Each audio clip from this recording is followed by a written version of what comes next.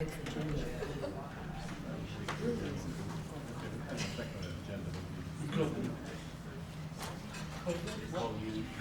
I? You can call it, you can go through the order. Okay. They change the agenda. Oh, okay. And by that time, I think we'll. Oh, okay. Okay, well, so We switch this one. we're going to go ahead and call the meeting to order, please.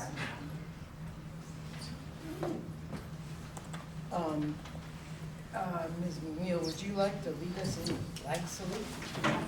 Please stand.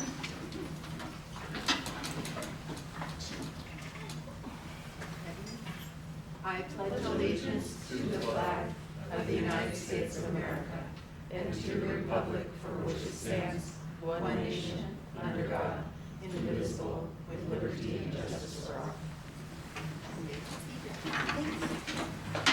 Okay, so we're on number 3 already, agenda approval. But before we do that, you need to understand that the meeting information had an open session listed at 4 o'clock. So that's not happening, obviously, but it will happen after the meeting. I explained that the closed session, did I say open session? Okay, don't trust what I said. It will be a closed session after the meeting, and I tell you because in case you choose to stay till we are finished, we will report out to you if there's anything to report out, okay? The other item is that item 10G, there's one backup attachment that was missing, and now it is not missing, although in truth, it was found on another way to open your assembly. So if you were lucky enough to be able to do that, you won't need this budget analyst position job description. And we have one here if you need it. And it will, that will be all because the website hasn't been updated or you'd have had it on however you opened it up. Okay, so.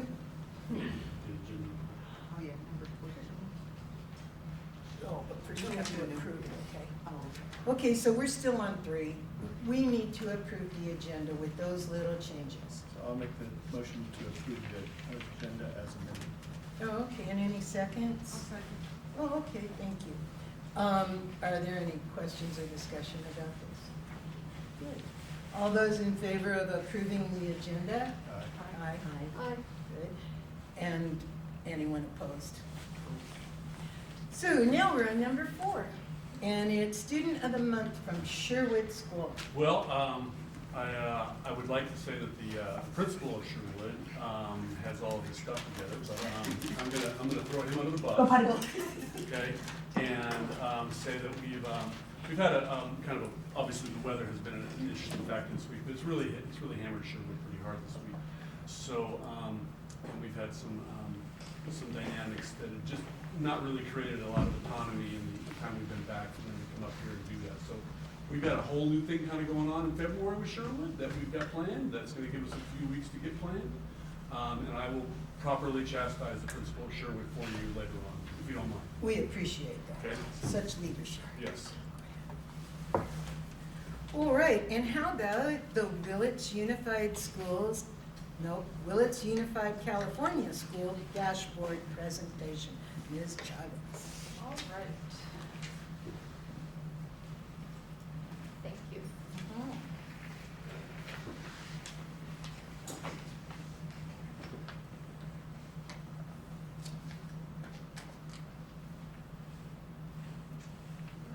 Oh, God. It's not connected to mine. I don't know if you get in there. Okay.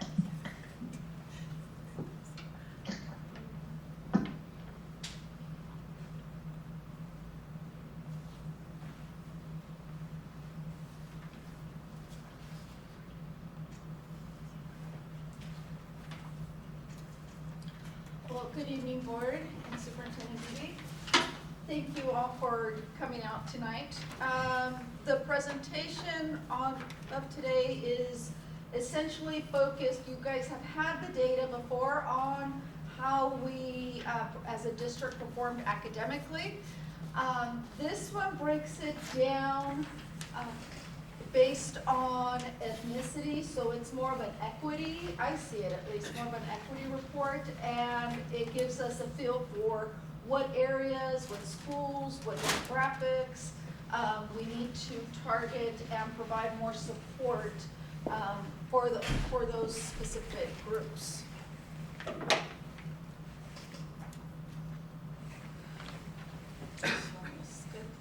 So as a district here, it breaks down where we're at. For our language arts, it gives us information by demographic. For our language arts, math, and English learners, we didn't have any reports out for career in college. Absenteeism, and this means more than 10% of the school year absent. And they only look at K through 8 when this report, so keep that in mind. In some areas, I'll show you in a minute. The graduation rate and the suspension rate.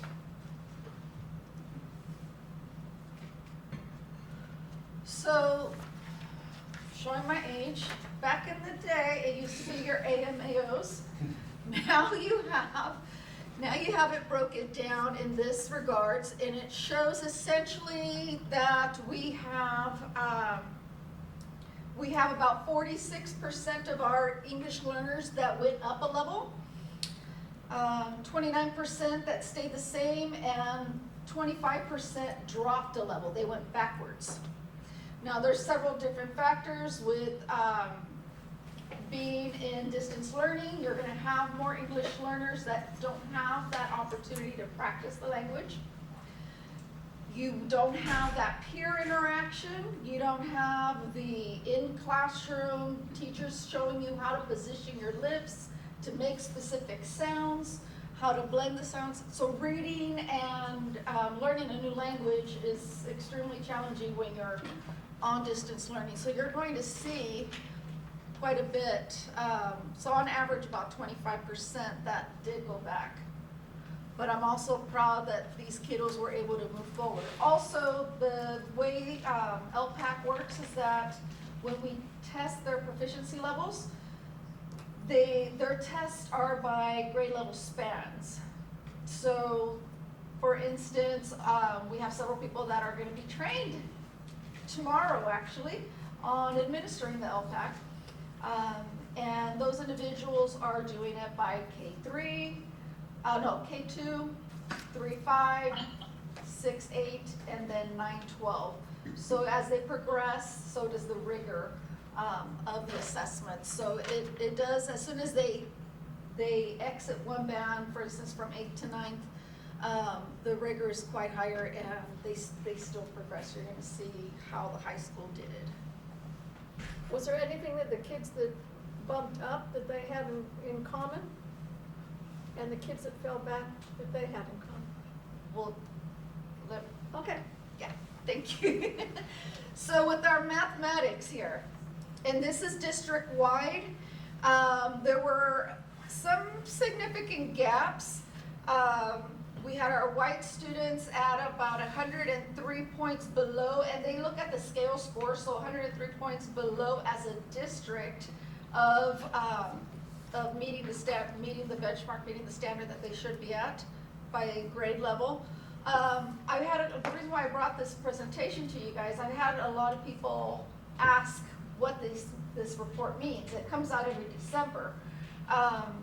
And they were comparing it to Ukiah, and the demographics that we have there and we have here are a little different. And I made an assumption in my own mind of where we were at in comparison, and my assumption was incorrect. So in mathematics, even though they have a higher amount of socioeconomic status, the low socioeconomic status students, they have a greater amount of ELs. They still scored, for math, they still scored 20 points above us. The group that had the biggest challenge in math was our English learners and our special ed students, and there's a tremendous amount of vocabulary in mathematics now. So they're going to continuously be challenged in math as long as the English isn't down. So that's why working on those tier 2, tier 3 vocabulary, working on your academic vocabulary is huge across all subject areas. So with our ELA had not as big as a gap, but we still had quite a bit of a gap. Our native students scored pretty close to our Hispanic students. We had our white students, again, that scored the highest. Let me go over. Now, in comparison, now when you break it down by school site, it's a little different. By school site, Willits High School was the one that had the lowest amount of kids that went down a level in English language proficiency. So whatever you guys were doing last year, it helped the kiddos. When it comes to our ELA and our mathematics, our special ed and ELs were pretty close in comparison to each other. Our white students, again, were the ones progressing the most. We had a graduation rate of 94% for our Hispanic students and 100% for our special ed and 92% for our white students. So that part I was surprised about. I didn't expect that piece. And suspension rates are, let's see, our white students were the ones with the highest suspension rates for our high school at 14% in comparison to our English learners at 2.2%. And our native students were second from our white students at 9.7%. So, and we have now Bechtel Grove. Bechtel, once again, same pattern, our ELs and SPED, they're neck to neck. But at Bechtel Grove, our native students were actually outperforming our white students, which I thought that was interesting. I'm curious to see and look further in, because I have not yet, to answer your question. I'm curious to see what exactly was going on there, because in Bechtel, that specific population was the one that was outperforming the rest of them. Suspension rates, we have pretty much all of them were around 17%. Were suspended at least one day. Our native students were suspended the least there. And absences at Bechtel, they're pretty much the same. There isn't too much discrepancies between our absences there. So this information we're going to take back to our group that's working on MTSS, trying to work on our school cultures, trying to work on our attendance, trying to work on identifying what ethnicities, what groups are needing the most support. So this is something that we're taking to that group so we can work on it together and plan forward for next year. And now we have Blosser for English Language Arts. Once again, ELs and SPED were neck to neck, but for mathematics, we have our natives and our ELs that were at the same level, with, again, our white students performing at the best at the school. What was interesting, though, one correlation for our native students, we had a 93% chronic attendance issue with our native students at Blosser. So that is definitely something that we will need to address and support. And also at Blosser, our native students had the greatest amount of suspensions at 6.7% in comparison to our white and Hispanic that averaged at about 2%. So our attendance rates, if they're not here, obviously they're not going to learn. But we need to do something as a school, as a district, to motivate our kiddos to go to school and be here and help out the families as much as we possibly can to support them in that. For Brookside,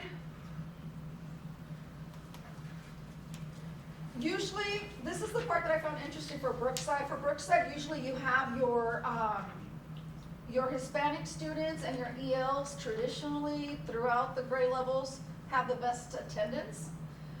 But at Brookside, that was the group that had the worst, which I thought was interesting because it's out of the norm for them. Our special ed had the greatest suspension rates, and our ELs at Brookside went down by 35%. 35% of our ELs went down one level, I should say, at Brookside. So we need to look up, see what we're doing there for those kiddos as well, since they went back one. But, one thing that I forgot to mention, for Bechtel, they had the greatest amount of students that went up a level for their ELs. They were the strongest in our entire district. Now with Sanhedrin, oops. Sorry. With Sanhedrin, we have, let me preface this with Sanhedrin is a school with the greatest percentage of ELs, greatest percentage of special ed, foster care. So, but with that said, in ELA our white and Hispanic students scored about the same, and in math as well, they weren't too far off. Now the graduation rates were extremely low last year, with 40% for our Hispanics and 42% with our white students there. Our special ed students did have an 85% rate though. Oops, I missed Sherwood, sorry. Okay, so Sherwood is another school that did not have the norm. With our Hispanic students, they had the greatest amount of suspensions, of absences, which is out of the norm. It's opposite attendance trends for them. But what I thought was interesting is that for ELA and for math, the kiddos that were tested, and mind you, they only use the data from 3rd through 8th grade and 11th grade. All other grade levels are not tested when it comes to the ELA and math tests in here. But their test scores were, it doesn't show here, but your white students were 149 points below standard, and your Hispanic students were 168.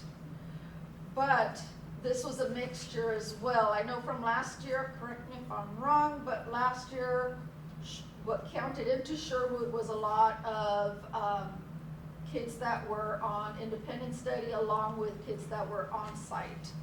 So, and what we will be doing from here in our Guidance Coalition meetings is we're going to have a subgroup that is going to go back to their sites and work with their MTSS teams at their sites to analyze the data, find out what worked, what didn't work for their subgroups, and what are the next steps that could better help the groups that are at the greatest need.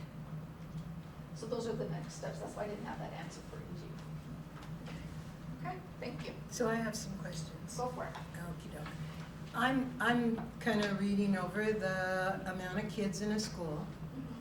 I need you to explain to me why it is out of 354 students at Brookside, 7.3 are English learners. 7.3% of those 350 kids. Okay, give it to me because you know what comes next. You know, it's how did it jump to nearly 20 with less kids and nearly 20 again with more, which would make sense if you had less. Doesn't make sense when you have more. So if you recall earlier this school year, I shared with you guys that we did have a lot of issues with our ARIES monitoring, our tracking. And I was actually emailing Jen because having some issues with 2 other kiddos that I can't seem to test because for whatever reason, ARIES is not communicating with CalPads CalPads has to communicate with TOMS in order to be able to test. And without having someone to facilitate and watch over this on a regular basis, kids fell through the cracks. We had a lot of kids that were tested, that were not assessed last school year for LPAC, that's the truth. Usually, kiddos are tested in mass. They're tested at the beginning of the school year. For instance, Brookside. It's traditional that you test your kiddos as the first 30 days of school. You test them. That's what it should be. That's what it's supposed to be. Yeah. But then you don't have someone monitoring, checking. For instance, in elevation right now, I pulled it up as I was waiting for this meeting to start up. And it shows me, it gives me a list of kids that have to be determined that haven't been tested or have some kind of blank in Aries. So it shoots me a flag on my end, so I'm able to monitor that. That's why our numbers are changing quite a bit, and they're quite a drastic change from one year to the next because they're being monitored more closely. We're catching things a little more because we have these extra resources that we didn't have, a person and a tool. So. Okay, so then the bulk of these scores were coming from the beginning of this school year, right? These are not last year's scores? These are last school year scores. Okay, that's what I thought. So then, where are the projections, as much as I don't care for that word, or the thoughts that you are believing you'll get to for the ones being tested this year? I mean, these little glitches that are showing up all over, okay, theoretically, they're gonna be tested this year again. We're testing all of them, and I'm catching them and cleaning them up. Like I said, it's ongoing. It's ongoing. Every week I'm checking to see where we're at, what new kiddos enrolled. We have some that I have a list right in front of me of 6 kids that were flagged. 3, I had to go back into Aries and clean it up because it says on their home language survey, English, English, English, English, but it was left as pending. So I had to go back, fix that based on their language survey. There's others that say that they're Spanish speaking or whatever other language on their language survey. I'm checking in TOMS. TOMS has them, but it doesn't have a test assigned to them, so you can't test them until there's a test assigned to them through TOMS. And that's what I'm working with Jen on, and she gets my emails all the time. Can you help me clean this one up because I don't have access to CalPads? I can't do that. And so then you're the one who goes back and tests those kids? So this school year, we have all of the family liaisons are going to be trained to do it along with someone else at the school site. So for instance, for Brookside and for Blosser, I already sent the testing dates to the principals, so they should be able to share those with the staff. So it'll be Carolina and me that will be testing all of the kiddos at those 2 sites. This way we calibrate, we can work together as a team. Then for Bechtel, we're going to have Mrs. McKay, we're going to have Francisco Chavez, and Lorenzo Sandoval. They're all going to be trained tomorrow. For the high school, you're going to have Blanca and Shane, those 2 testing at the high school. And all of them will have gone through the same training so that We're there's all a doing real it together. sincere We're all- consistency. yeah. A big issue with testing We're all is getting together the tomorrow. tester. Okay. We're all going to be in the conference room together doing that. I'm pulling them away from their sites tomorrow so we can all calibrate together and model and learn from each other, because it's not only testing but learning how to use because you have to have 2 computers, you have to use 2 different testing interfaces as you're doing it, and recording, and so there's a lot of different things that are going on when you're testing the kiddos. So I'll be modeling, we'll be doing it together. They have to calibrate and pass a test in order to be able to test. So we're all going to be doing that together tomorrow. And so then next week, when there's a Tuesday thing about ELAC, is this going to be the same deal? You're going to be training more, or that's going to be an entirely different For Isn't ELAC there and ELAC and this is different. they're very different, I Yeah, understand yeah. that. My understanding is that there's gonna be a discussion at the next ELAC meeting, but it's not going to. Oh, no. To have Well, anything to do with- the parents selected, based on their Yeah. parent needs surveys, Oh, they that's the only selected, thing? Okay. based on their parent needs surveys, we're going to present for the district, for the DLAC component, Mhm. we're gonna The do three the days. English Okay. learner presentation. For the ELAC component, we're doing, the principal's role is to do the ELAC. They're gonna be there for the ELAC. My role is to do the DLAC as a district representative. Right. But we're doing them in the same room, one right after the other, so they have, some facts and attendance and reclassification and that kind of stuff. There's specific things that they have to, a specific type of information that they have to provide. So they'll do that in their breakouts, then we'll come together and we'll have a presentation on English learners, how they can help their kids, what to look for, how to monitor their children. Right, but it won't include this type of information about the percentage of students and the, They have to be given the percentage of reclassifications, the percentage of ELs, that kind of stuff. They're supposed to be informed of those things. yeah, that's what I thought you were doing at that meeting, but that's not the focus. No, that meeting, the first one Okay. was to organize it and get it going. Yeah, I know, That was the I first know. one. All righty, okay, well, I appreciate the clarification, No thanks. problem. Yes. So I just have a question. In the classrooms, when they're working with the Spanish speakers on math, are they being taught in English or Spanish? English. They do, all the curriculums have, there's resources like Spanish, English, glossaries, things like that, that are accessible, but it is all in English. It's an English immersion program. So that could account for part of why their scores are lower. Is it they're not learning it in the language that they understand fluently?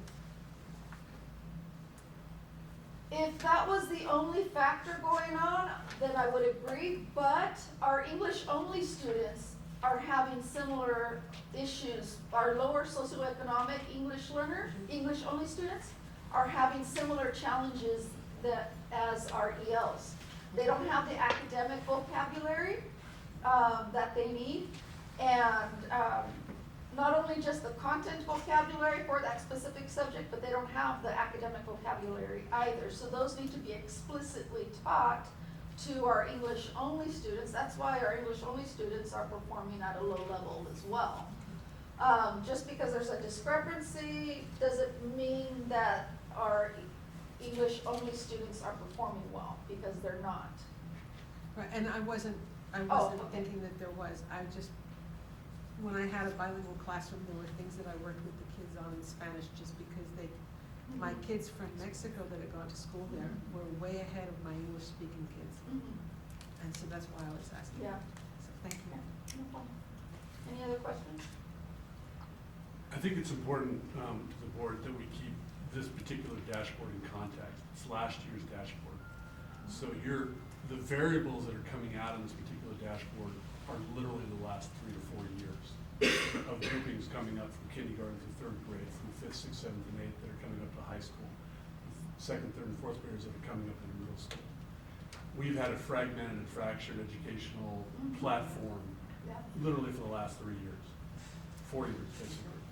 And so this is a snapshot. It gives us a roadmap. It gives us also a starting point. But with what we've had over the last 5 months, what we're going to have for the next 4 or 5 months, with consistent education, we have the staff to not only address this, but also move us into what I would consider a more normal dashboard a year from now. What a more relevant dashboard, a relevant data. Because there's enormous spikes and differences in this data that you just don't normally see in a comprehensive district. Okay? But I know that we have the staff to address it, to attack it, and to move forward.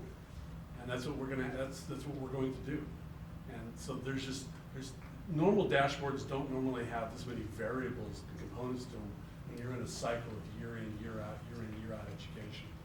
So, the Willits Unified staff is going to take a look at this, and they're going to get after it. I mean, we're already seeing that being done in classes now even before they have the data. Almost all educators know where their gaps are and how to address it and how to attack it.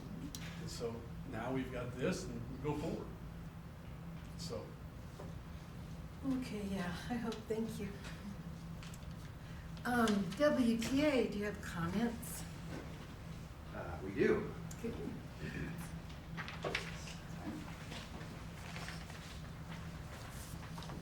Got a nice little graphic here too for the board. When I get to this subject, I'll let you know and talk about what this means. Printed silly. Printed silly too. There's a perfect one for you, Miss Cynthia. Thank you. You're welcome. Thank you. You're very welcome.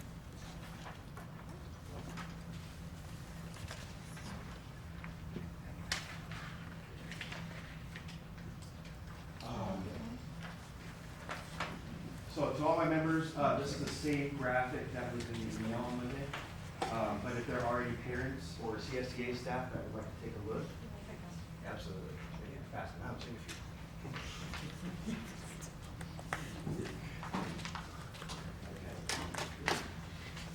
So thank you, good evening everybody for being here. A special thank you to parents, members of the community that came out to support, and the members that are here. This is actually a fairly large turnout given the weather today. And I've gotten many messages tonight that I really wish I could be there, but I live in Ukiah, I want to get down before night, or other reasons, people are being flooded out. It's crazy weather right now. So happy New Year to everybody that I have not been able to wish a happy one for yet. I would like to express my deepest thanks to everybody that's here to stand with us tonight to advocate for doing the right thing, which is saving our schools. Before I get into it, I would like to formally congratulate you, Paula Nunez, for your position as school board president. Oh, thank And Diane McNeil for your position as board clerk. And Jennifer Sidney, recently sworn in as a new member of the school board, she has already shown herself to be a sharp and fierce defender of student rights, and I very much respect that. Thank you as well, Jeannie and Alex, for continuing to volunteer your time to serve as board members after so many years of doing so. Aurora, thank you for continuing your hard work in digging our district out of this wholly preventable federal audit. And thank you to Mike Colvig and Mark Beebe for setting up multiple grants over the course of the next few years to expand Willits High School's very important construction and career technical education programs. Expanded opportunities for our students' vocational and other skills shows that at the heart of what we do all day, every day, we are here to educate, encourage, and support our students. As some might know, I am a history teacher, and as such, I tend to enjoy thinking about the past, how with the benefit of hindsight events, things can be pieced together and how lessons learned should be applied to preemptively prevent or soften crises that we are likely to face. When the new year started, I took a moment to reflect back on 2022, and I could spend hours upon hours talking about that reflection. But I'm not going to do that to everybody today, and instead focus on a few things. First, I just mentioned the federal program monitoring and how this was preventable. Somewhere back in 2018-19, this is where you might be a little better historian, but I distinctly remember several WTA members pleading with the board to stop the superintendent from cutting designated English language learner programs and courses provided by our highly qualified educators, and citing the damage such a move would cause to the segment of the student population. The board didn't listen. In the 2021-2022 school year, myself and others explained the dire need for PE teachers at all school sites for the sake of the health of our students and the sanity of our educators. The board didn't listen. But funny enough, the feds come in to audit our district, and lo and behold, they found that we lacked adequate English language learner support, and they put PE under review as well. We have a very talented, albeit expensive, director of student services who obviously has no choice but to spend a tremendous amount of time picking up the pieces of these mistakes when she could be doing greater things for the benefit of our students. Now, I say this not to wag my finger at the board and say I told you so, not to insult, not to cast blame. I'm no wizard or predictor of the future, but to me this is not rocket science. My secret is I simply stop and listen to those around me. The problems they identify, my colleagues, are important to address to prevent things from spiraling out of control like this, and thus spending great amounts of time and expense facing down these program reviews and potential lawsuits, and who else knows what's coming our way. So when I say save our schools, I didn't invent this concept either, as a result of negotiations starting. In fact, the first thing I told the superintendent, Mr. Beebe, when I first met him last July, is that my goal as president is to attract and retain highly qualified teachers and educators. This is because I was listening. My colleagues were and still are seriously considering moving on to other districts or quitting the profession altogether. Our board president, Paula, said at the previous meeting that she has not seen so many people show up at one time, and I hope that this is a giant clue of the impending crisis and peril we face in the district for the 23-24 school year. It's been mentioned multiple times that in the United States, California, and indeed Willits Unified are all facing a severe educator shortage with very reduced rosters at universities training new educators. We learned already this year how difficult it is to attract educators to fill position openings. Even our neighbor in Ukiah, with their very alluring compensation and competitive policy to place veteran educators anywhere on the salary schedule corresponding with educational attainment and years of service, did not fill all certificated positions. And in fact, I just checked EdJoin today, and they've already started posting for school sites for the 23-24 school year. So they're getting out there and beginning recruitment processes. We have had so much turnover in this district already that it's no doubt negatively affecting the quality educations our students deserve. My wife and I started teaching at Bechtel Middle School only 6 years ago. That's as long as I've been in this district. I'm relatively a newbie, and I'm in awe of the educators that are here 20, 30 plus years. Every time it impresses me. So we had this turnover. We started 6 years ago. I don't know if the board noticed, I might be repeating myself, but today my wife and the counselor at Bechtel Grove are the veteran educators at that school site. At 6 years. They are the veterans there. Which revered veteran do they have to go to look for support or mentoring? Instead, they are the ones asked to provide the support and mentoring for those that are newer. And this is an insane burden to put on anybody, especially some people still learning their craft. This takes a long time to get right. So attracting should not be our focus, but retaining should be. This is an important point because we have already lost so many highly qualified and talented educators to both retirement and neighboring districts. All of the mentors will be gone, along with their passion, skill, talent to be passed along to the next generation of educators. I recently asked some of my members, what do you do on a daily basis? The workloads are at a crazy level. Indeed, most of the educators I speak with put in 9 to 12 hours regularly on a workday, even more when coaching, and that's not including weekends. So in the interest of time here, I will read to you only the first 3 responses I received back. I received about 15 or 16, so I apologize, it's a lot. But I didn't pick and choose, just the first 3. So I do encourage my members that are here tonight to share your many roles as well, if you're so willing.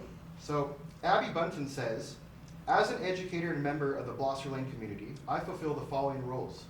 1, 5th grade teacher. 2, ELP instructor. 3, grade level chair. 4, site leadership team.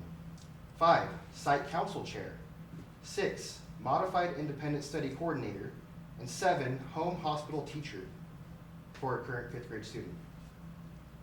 Elena Warren, early childhood special education teacher at Brookside, asked the board, are you aware that we start special education services as young as 3 years old? And that WUSD maintains one of the few inclusion preschools classrooms in Mendocino County. Do you know that it takes a person with specialized credential in early childhood special education to be compliant with special education law and to facilitate these and implement these services? Not just anybody can do it. To attend a credential program costs about $20,000 and takes about 2 years to complete. This is, of course, on top of your bachelor's and master's and whatever else you got. It also takes a person who is organized, reliable, and dedicated to the field of early childhood and special education and the families involved. I am that person, and I'd like to continue to be that person for WUSD.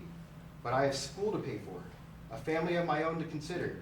And when I hear and see the financial negligence and unwillingness to invest in Willits teachers, I begin to ask myself why I'm working full-time, attending school full-time, and counting every day down until the next payday when I can go next door and not have those worries. And Tessa Ford, sorry, I took yours, a teacher at Gloucester, says, in addition to being a highly qualified credentialed teacher with 5 degrees and 3 supplemental authorizations to teach math, language arts, and social studies at the secondary level, I was one of the willing and capable educators who reinvented education at the drop of a dime in 2020 and 21. In addition to our regular curriculum, I include all the arts in our learning: music, dance, oil and watercolor painting, oil pastels, tie-dye, and more, almost always at my own expense. I incorporate different languages and cultures in our lessons. I amplify the social emotional learning that our students so desperately need. I build the school-home connection through regular communication with families and attend community events and sports that my students participate in to strengthen that connection. I mentor new teachers and participate in a variety of leadership positions. I currently run an after-school theater club with more than 60 students. I love my community, my students, and their families, and I have no desire to take my skills, gifts, and attributes to another district.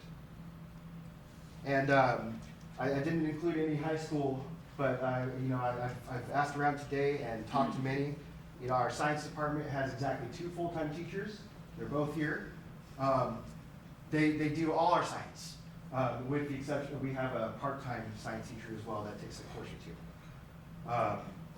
I see Ms. Bakewell and Ms. Kelly Brackett, both of whom do so much for our students in enrichment.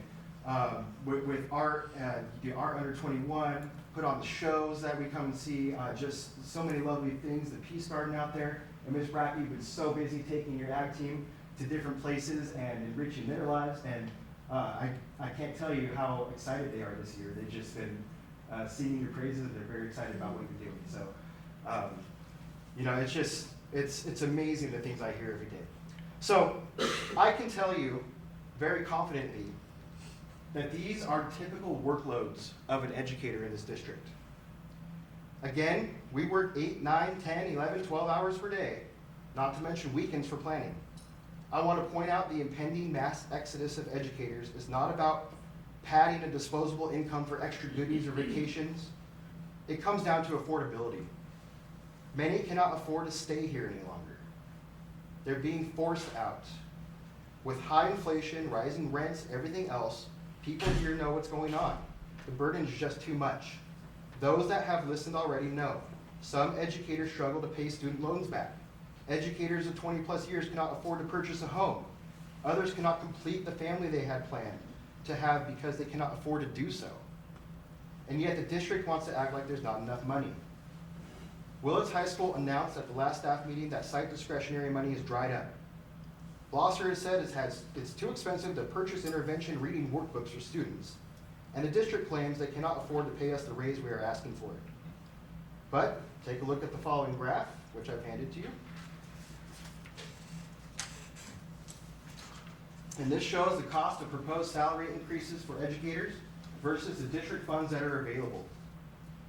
And you can see here, the green bar, that's what it would cost to pay the educators in this district what we are asking.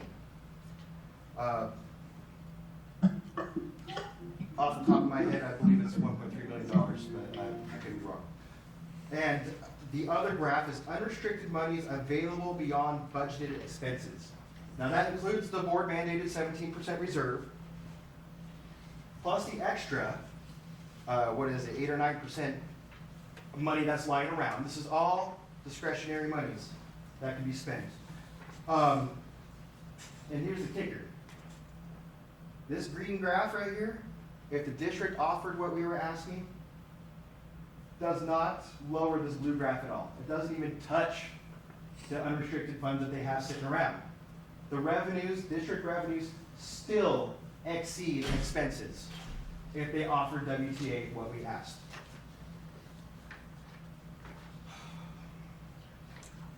So, to be clear, the blue bar does represent funds above and beyond all allocated expenses. It's our tax dollars, not at work. It's the built-up cost of living funds, offset savings due to the passage of our school bond, and district savings accrued as a result of tenured educators leaving for better pay and unfilled positions that cannot attract new hires. Here's a series of facts that I hope the board very, very intently listens to. Due to retirements, tenured teacher emigration to other districts, and new teacher replacement, this year's total budgeted cost for teacher salary is below last year's. This district is spending less on teachers this year than they did last year. Part of that is because we have so many uncredentialed teachers, and I welcome it. It helps to staff our classrooms in a way, but with so many veteran teachers not here, it's a burden. Many of us haven't been in this profession long enough to do this. We're running out of people to be able to mentor them. And I'd say, when I started again at Bechtel 6 years ago, we did not have one person on a PIP or a STIP, these are temporary permits, to be able to teach in the classroom. We had an intern. This year we had 13 to 14 PIPs or STIPs, and at least 2 interns that I can think of off the top of my head. So, very, very different place than where we were. During our last negotiating session before declaring impasse, Superintendent Mark Beebe admitted to the district did not want to pay what we are proposing because the district wants to have the financial leverage over WTA for contract language during our spring bargaining session. And in the month of December alone, the district paid, and this is in the warrants for this board meeting, in 3 different installments, 3 different checks, almost $17,000 to ProCare to supplement our lack of credentialed SLP teachers. We pay a lot for outsourcing. In fact, a couple more points, our budget is mismanaged. Also from warrant registers. In August, the district paid a whopping $28,000 for wood chips. Those are lying around free from PG&E right now in our county, all over the place. At the high school site, 7 door replacements were subcontracted out at a cost of $38,000. This was August and September. I believe some new doors may have been added since on this new register, but that's over $5,400 per door. A few more doors installed. We could actually hire a new internal door installer full time, creating a job for our community and saving us money. So all this, and yet you'll find on the agenda tonight that the district wants to add a new staff member at the district office. And I wonder, with teachers working overtime every day, do we all get an assistant too? I want to mention the WTA is not saying we want all the extra money lying around. In fact, we fully support our CSEA colleagues as well in their negotiations and hope that they demand the same of us as us, if not more than we are.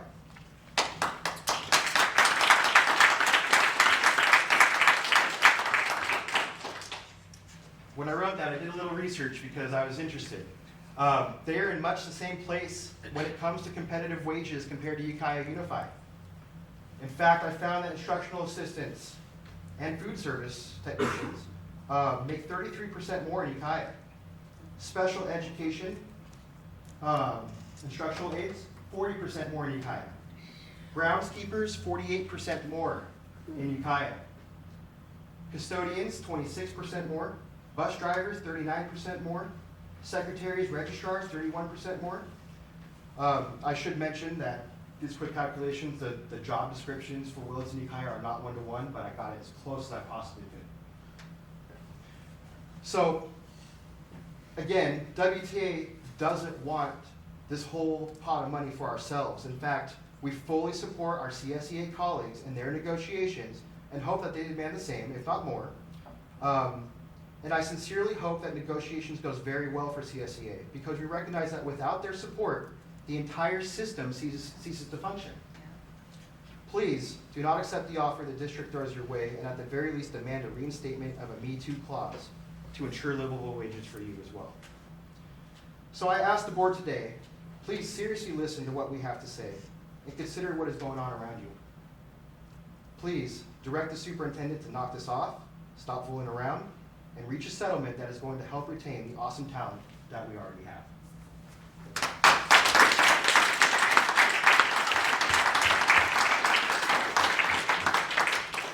Thank you very much. Thank you. Okay, CSEA. Hello everyone, Justin Walker, Communications Director of the CSEA. So I don't have any long-winded speeches or long points to make for you guys tonight. Mark, we look forward to the 23-24 negotiations. We hope to work cooperatively with the district so that we can reach a beneficial solution for everybody involved. At the end of the day, it's about our kids, and we need to focus on them. I'd like to give a big shout out to the maintenance department. They've been handling all of this wet weather that we've had very well, trying to keep things as best trained as they can. I'd like to thank transportation for their safe transportation of our kiddos to and from in this crazy weather that we've been having. It reminds me of the storms of my youth before we got into the Great Drought. And you know, it's good to see the creeks and everything running again, but I wish just not all at once. And so with that, CSEA has no further comments. Thank you everyone for all of your hard work. Everybody here is appreciated, and we literally couldn't do it without every piece of the puzzle. Thank you guys. Thank you.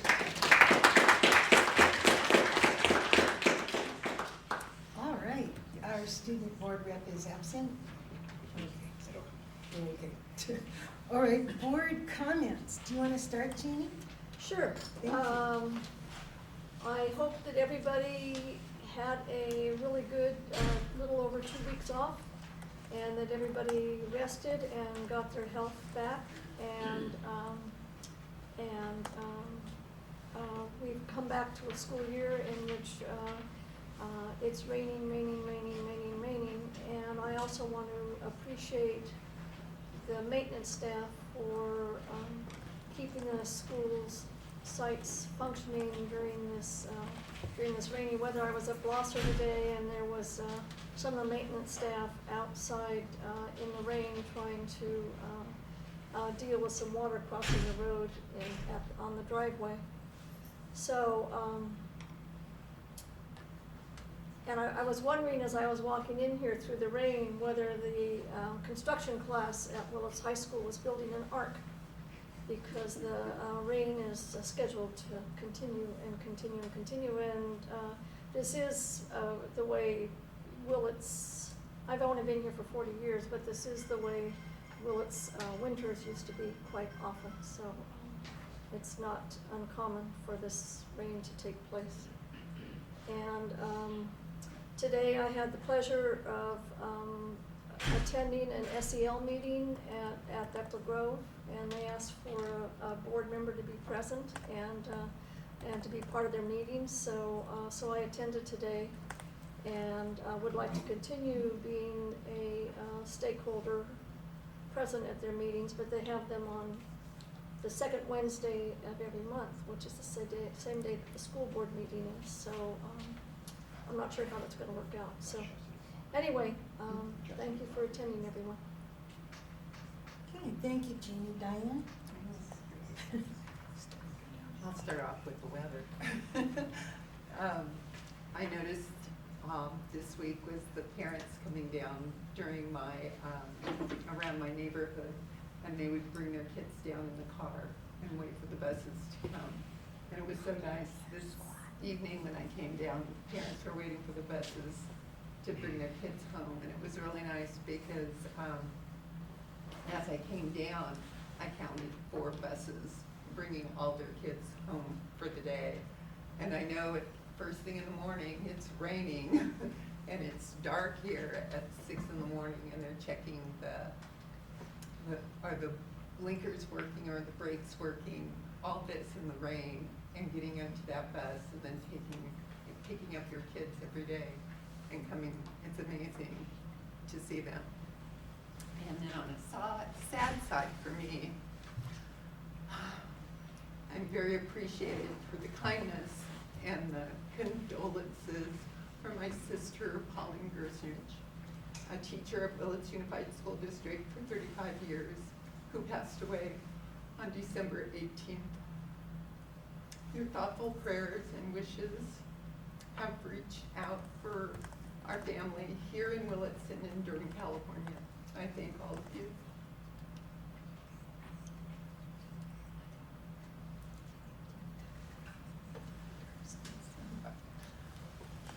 Do you want to turn, Alex? I'll pass them. Oh, okay. And Miss Jennifer? I'm looking forward to going to both of the schools that I've picked up and being able to start meeting people. I've talked with a couple of different staff members at different points. And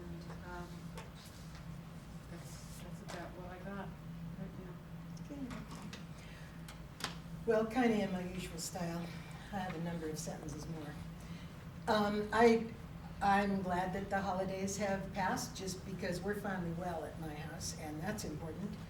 I have been really lucky to be able to go to some meetings that had to do with things I was especially interested in. I got to listen in on a gender, transgender and gender equity in-service type event from a company that I never remember their name, but it happened from 9 in the morning until 11 in the morning. What do they call it? Gender spectrum. Gender spectrum. I don't know why that's tough for me, but either way, I found it to be just beyond outstanding. I was really, really happy with the way it was set up, especially happy with the presenter who did the explanations, and I just really thought it was handled very, very well.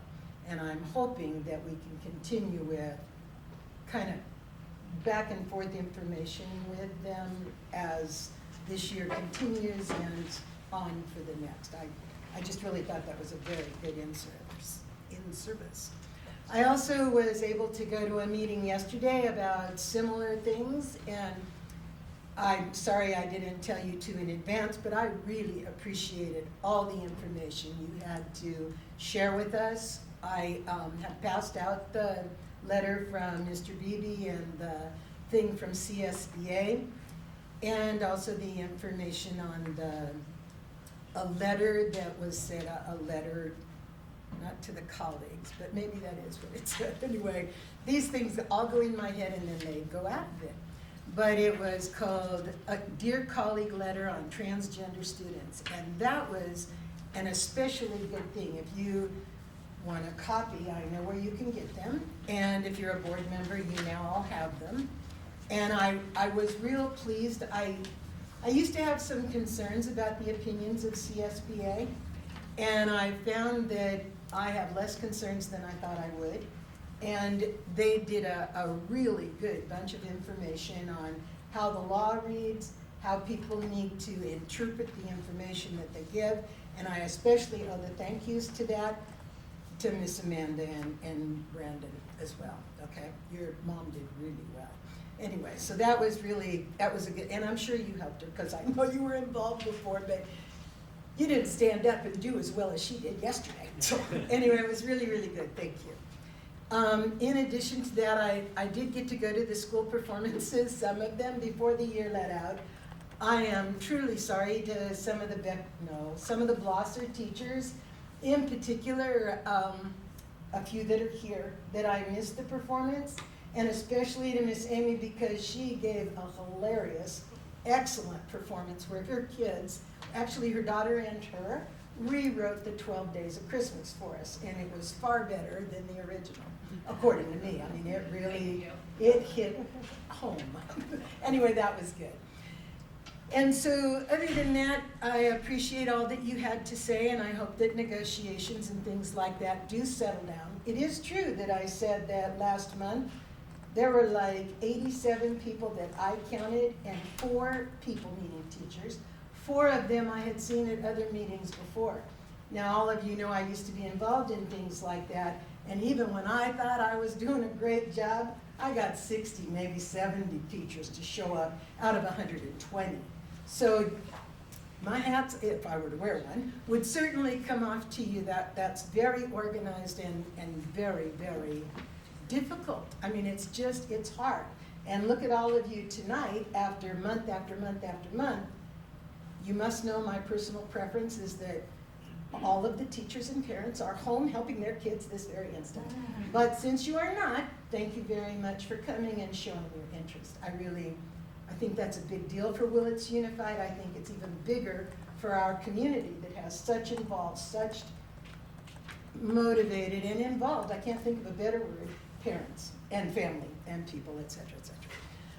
Okay, so I think I'm done unless I remember something else. So it's your turn. Thanks. Well, good evening all, and all of you behind me. Happy New Year to everyone. I appreciate everyone coming in during this phenomenal weather. I've used words like phenomenal and amazing because I'm not from this area and I've never seen rain. I'm pretty sure that it can't rain more than 39 days, I believe. Speaking of weather, I want to congratulate our entire Willits staff in keeping our doors open and providing for our students during this stretch of weather. Their efforts on all levels, maintenance, facilities, food, instruction, just standing out in the rain, just showing up to work, just coming to work, is problematic in weather like this. And I'm very thankful, and I want to make sure that I celebrate and recognize all of you. We are back after a much needed break. I'm hopeful that as the weather ceases at some point, our students will be out enjoying the sunshine and enjoying activity. Again, big shout out to all the WSU staff for, pardon the pun, weathering this storm. So, Mr. Lugg, we've mentioned a thing from Willits High School that I want to give a shout out to. Mr. Colvig and I found a grant writer, and we received over $500,000 for our construction pathway. So that is it's called a Strong Workforce Grant. It's not really, it's kind of CTE, but it's something a little bit different. It takes, it's usually for 3 years. And so we're looking forward to developing other projects as well as time goes on. So thank you all. That's it. Oh, okay. That's all we got. Well then, we have news for number 10. The news is that on number 10, number 11, and number 13, starting today, and aren't they? Did we agree on this? That they're all public comments, and those are going to be put to now. And so if you have a public comment that is an agenda item, or if you have a public comment about something that is not an agenda item, or if you really want to, you can even have a public comment on a closed session, although I don't know that you all know what's on the closed session. But if you do, go ahead. And so that's what we're gonna kind of do right now. Okay, it's not just gonna be, what did it say? Consent agenda items. Okay, it's gonna be all of them. So if anyone in the audience cares to make comments, these are sort of gonna be the sort of rules, unless something changes and I don't think that, about how to come do that. You just sort of stand up and walk over here. You say who you are, and then you say what you need to talk about. Now, there used to be a standard rule of 3 minutes max, and then that didn't work out very well. So what's gonna happen is we'll really try to stick to 3 to 5 minutes max, but you do need to understand that as much as you folks need to go home and take care of other things, so do we. So it'd be handy if you could kind of make it as, you can't talk like me. You have to be able to talk concisely and clearly and short and say whatever you need to say. And then you get to go back and do whatever you do, okay? See, that took me like 7 minutes and it should have taken 1.5. All right, just so you understand, that's role modeling what not to do. All right, anybody have anything they want to talk about or do, or did I just do all of that for no reason? Okay, well, look at that. I think we weren't ready yet. Oh, I'm sorry. That's what happens when I Get up there, Don. Yeah, Get really. started. Come ahead. I'll even announce your name. That's, I can't do that for everyone. I'll invite you to our basketball games tomorrow. Oh, okay. Okay, I'll come up really quick. Oops, no, wait. Okay, so I'm coaching JV and varsity girls basketball. We're working really, really hard, and I'm dog tired already. But please come support us. we're having an okay season. We're playing Santa Elena tomorrow night, if they can get here. Yeah. 5:30 and 7 o'clock. So come cheer us on. We got 10 girls on JV and 9 on varsity. So come cheer them on. Wow, Okay. congratulations. Thank you. Thank you.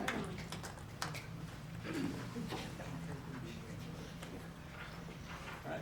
Hello, my name is Kenneth Mansfield. I'm a teacher here at Willits High School. I teach in the math department. In addition to that, I am the math department chair. I've been here since 2019, was my first year here in Willits Unified. Since I joined Willits Unified, I have been the math chair for the past 2 years. And in that 2 years, the math department has been working on a number of ambitious projects. We've redesigned how we test incoming 8th graders to help us place them more accurately into their freshman math classes. During the same time, we have brought back offering calculus for the first time in several years, which I teach. We have been adding, this next year, we are adding a data science class to expand the offerings that our students have, and it is a project-based class that will be based on curriculum from Stanford. It is my belief that in the next 5 years or so, you're going to see big districts starting to do this transition to get more students to higher levels of math. We, as a small school, are going to beat most of those schools to that point, starting next year. We're already getting in that process.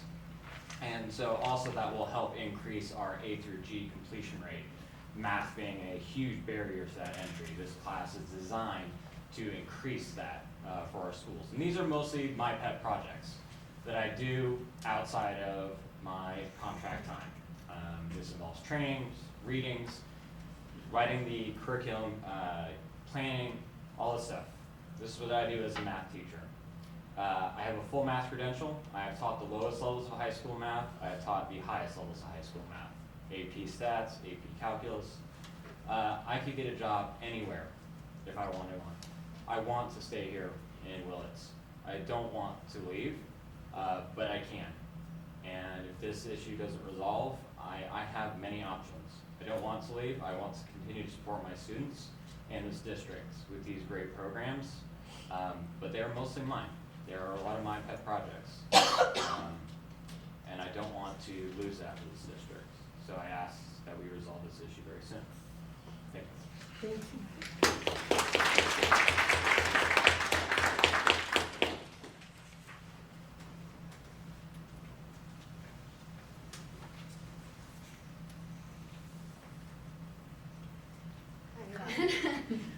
I spoke last time. My name is Caroline Mueller, and I'm a parent in the district of a 4th grader.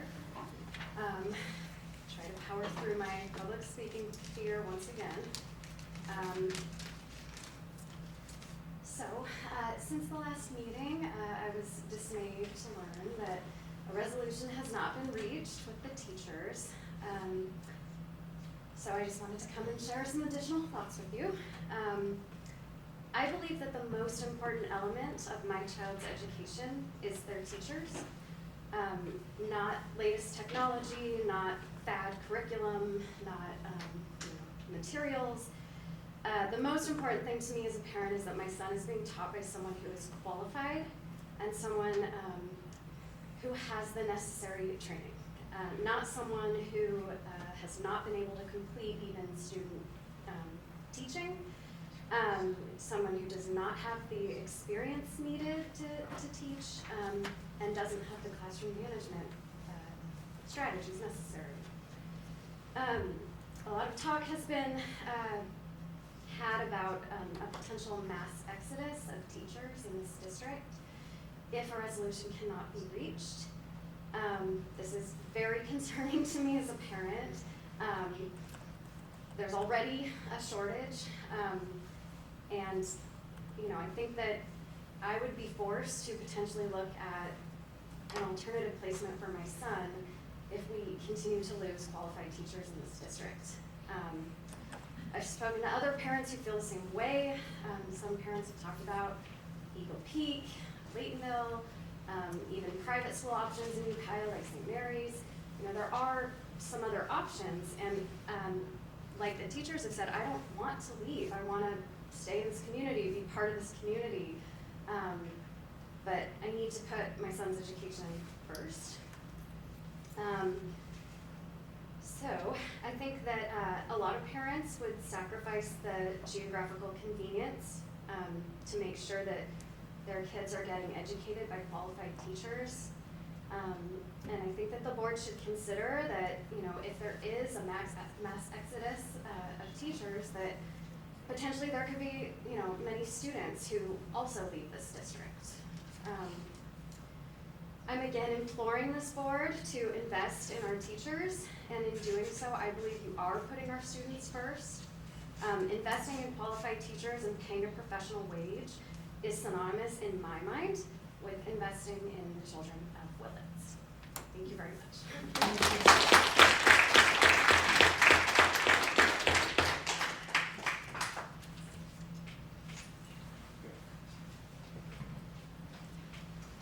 Hello everyone, my name is Thomas Fardig. I'm sorry, I'm not the best in speaking. Well, I'm great with speaking with kids, but in a situation like this, I'm a little nervous. I just want to talk to you about who I am, what I do for our district, and how that is beneficial to our children.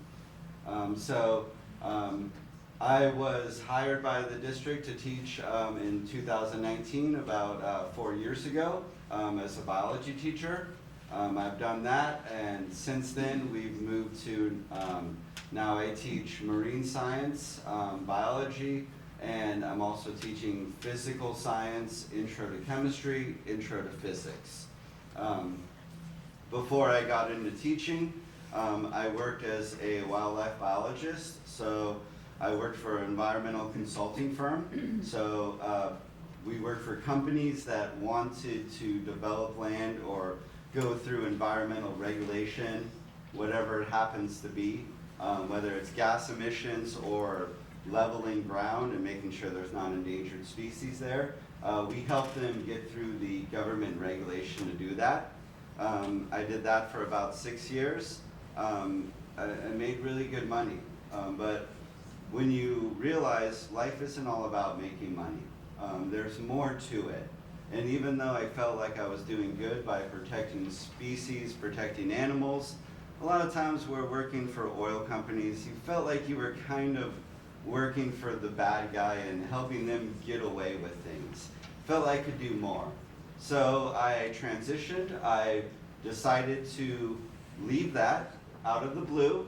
Hey, I want to do something new. I went back up to Humboldt State, where I graduated from with a fisheries and wildlife biology degree back in 2012. I went back up there. I got approved to go into the credential science program. I did that for 1 year.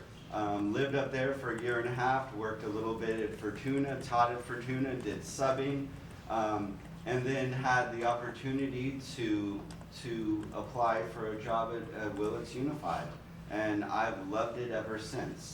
I also run the Peace and Environmental Club.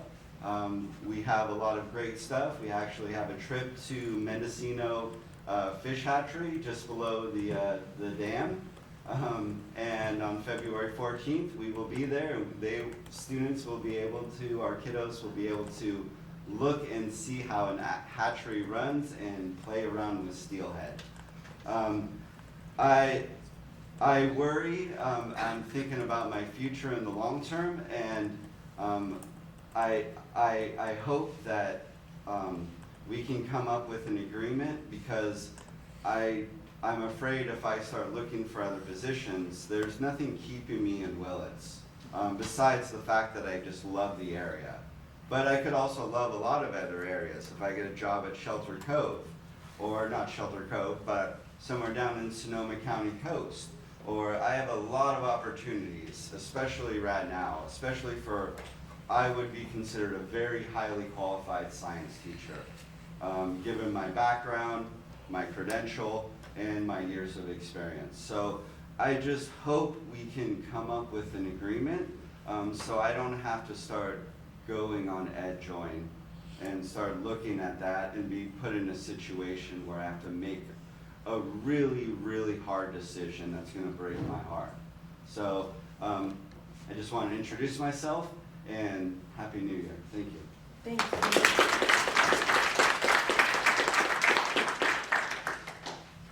Hello, my name is Amanda Laskowitz. I am a science teacher at Willits High School, and I also wanted to speak right after my colleague, Mr. Farday. I also, before becoming a teacher, I worked for the National Marine Fisheries Service as a biologist. I went out to sea on commercial fishing boats out in the Bering Sea, in the Gulf of Mexico, and out of Fort Bragg, Manoyo Harbor as well. So my job there was to go out to sea and to determine species that are caught, what species are kept on board, what species go overboard, and my calculations were used to determine when the fisheries had caught their quota, a way of managing the fisheries in real time. It's hard to go out to sea when you have family. So I got my teaching credential. My teaching credentials include I can teach biology, advanced biology, chemistry, and physics. I've been the chair of the science department since 2017. I've also done a new teacher induction support providers as well, and a chemistry and physics teaching credential is very highly sought after in this state. But I would like to be here, like to teach here, like to stay here, and I hope that we can find a resolution. Thank you. Thank you.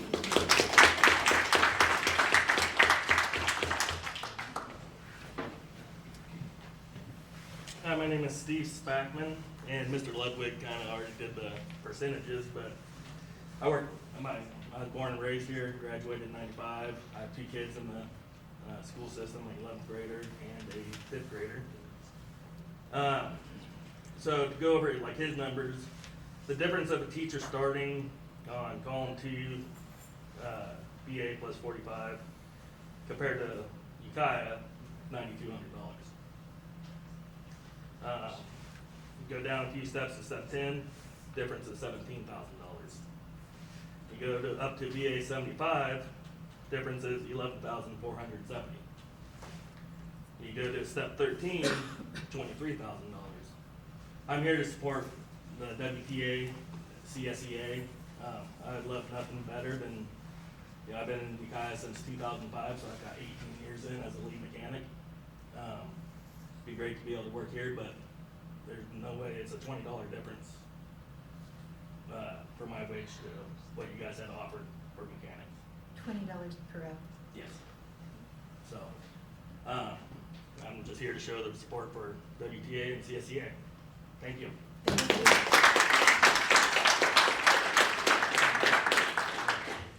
Good evening, I'm Melissa Coughlin.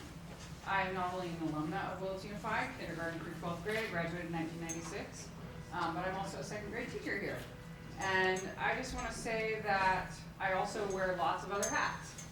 I'm on the MTSS team at Brookside. I'm on the CAPS network team at Brookside. I just today became the grade level chair at Brookside. I also have spent many years in our community fundraising with the Booster Club, which, I mean, in my time that we've been there, we've raised over $100,000, which supports this high school with all of the uniforms that every athlete at this high school is wearing is our hard-earned money that we have raised. Our community has supported us, and we in turn support the high school. So I'm not only a teacher, I am an embedded community member. This is my town. All these kids are my kids, is the way that and I think we all feel that way. These are our kids. Kelly and I, our families have been here forever, since before Willits Unified was even in existence. We have old pioneer families. It is important to maintain those connections in our community, and important to maintain these steadfast community members that wear a million different hats, raise tons of money for programs for our schools. We want to feel valued. We want to be able to have an income that supports our lives as well. So it is imperative that we come to an agreement And we show our staff members, both our teachers, and I will be here for our CSEA as well, that we want to retain them. We want to pay them their value. We are valuable people. Our school district is such a huge part of our community. We support so many different avenues, and so families, kids, all kinds of people. We need to make sure that we are valued and we feel valued. I don't want to leave this district. This is like, this is mine. I mean, I feel real ownership. I want to feel valued. I want to feel that you feel that I'm worth it. So let's come together and let's make it happen. Thank you.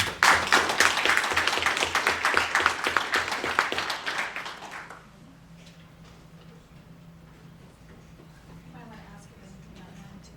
Yeah, so how do I do that? Hello. My name is Karen Matson, and I'm here as a parent. My husband was also here, but he had to run out. He was on call.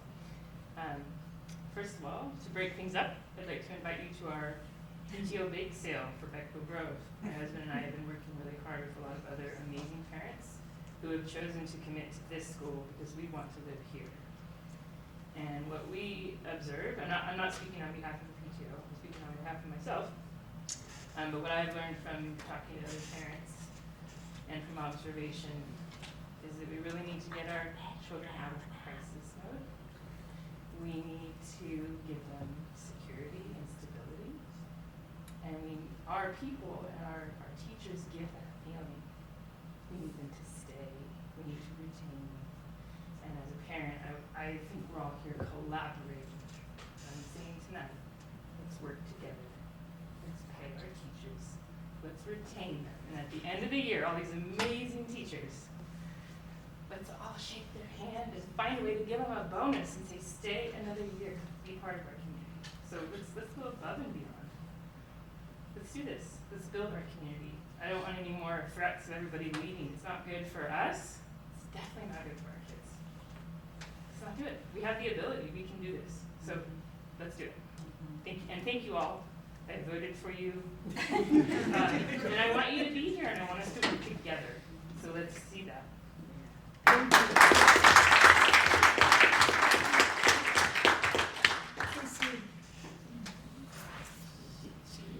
You know, excuse me 1 second.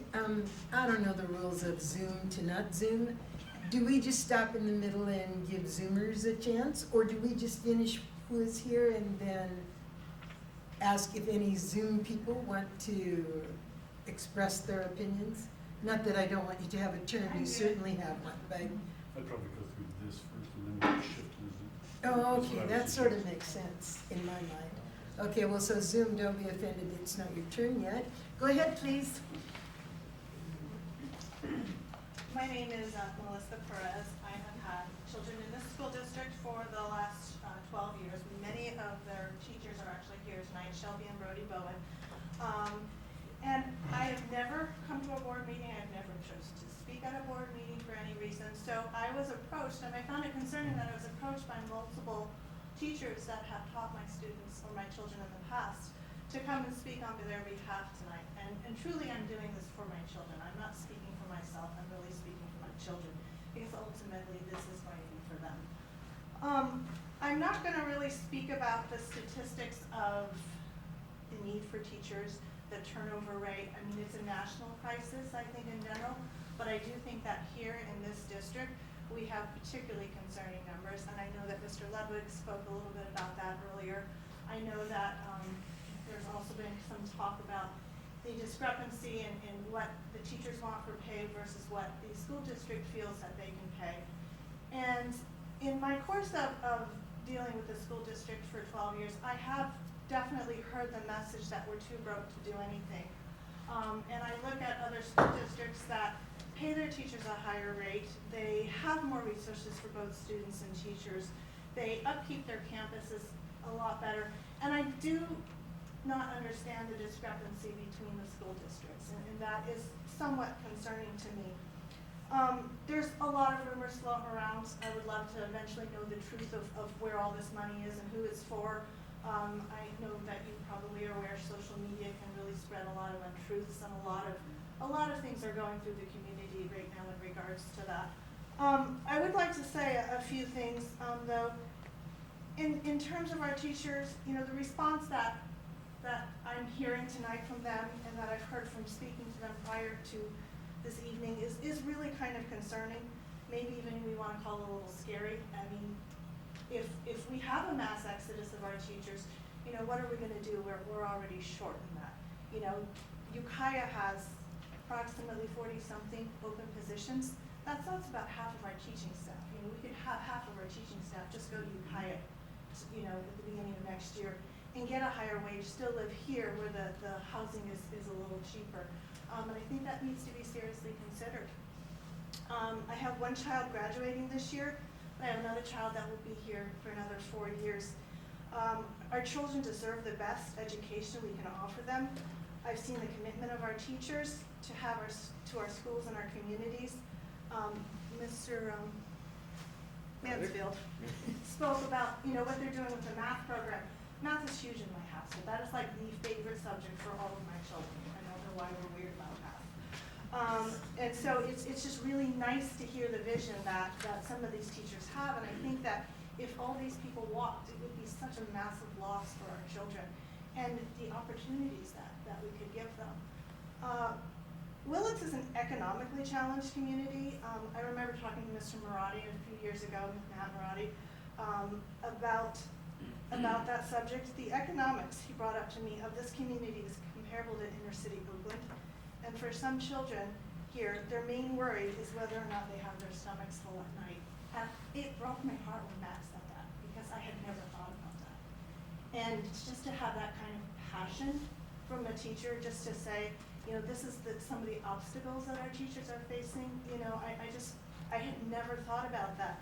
And so we have teachers here that care about our children, that want to give them an opportunity to improve their life and to give children an opportunity to dream and go after those dreams. And I think that we're doing a big disservice if we give those people an opportunity to walk away from here, because the children are our future. And honestly, I can't create the future with my children without the teachers. I mean, I love sending my kids to school and not having to worry about teaching them. So, you know, I really think we need to take the opportunity to listen to what they have to say and really consider it, because I would hate to see these teachers walk that are really thinking about it. Thank you.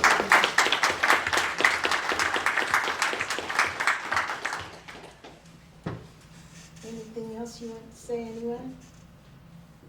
Yeah? Yeah. Okay. Does Zoom want to talk to us? Oh, Zoom, do you want to talk to us? Well, I don't know. Do they put up a hand or? It doesn't look like anyone has. Oh, okay. I thought earlier I saw someone and I guess. They did, they took it down. I'd like to say something. Oh, There's still an come opening. ahead, please. I'm sorry. It'd be quick. I'm sorry. I'm on call, so. Oh, that's I have to run away quickly. But I really can't add anything more to what they've already said, and I agree with all of it. I just have 2 points. I know since I've been here, the town and the township and Brook Trace has voted on 2 bonds for the school, and both of those have passed. And I think you can see that the community supports the schools. And what I'd like you guys to do is take a leap and know that the community will continue to support your schools and try to make a positive change for the teachers and give them as much money, respect, and resources as you can, and to keep that in mind when you vote on this. So thank you. Thank you.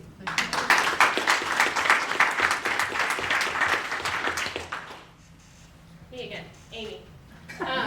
Yeah, I'm like, they're so happy to see me. I know you are. I just want to tell you that I love it here, and I'll piggyback on all of these great stories and comments and passion. And most of you know that I come across very passionate. And sometimes I have to take a step back and take a breath.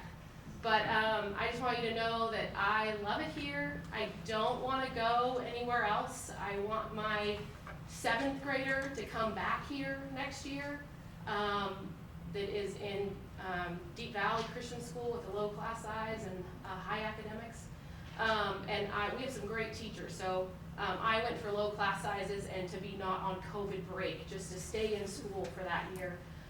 So I'm hoping she'll come back here at Bechtel Grove, as long as there's not a big turnover and more brand new teachers and not enough mentors.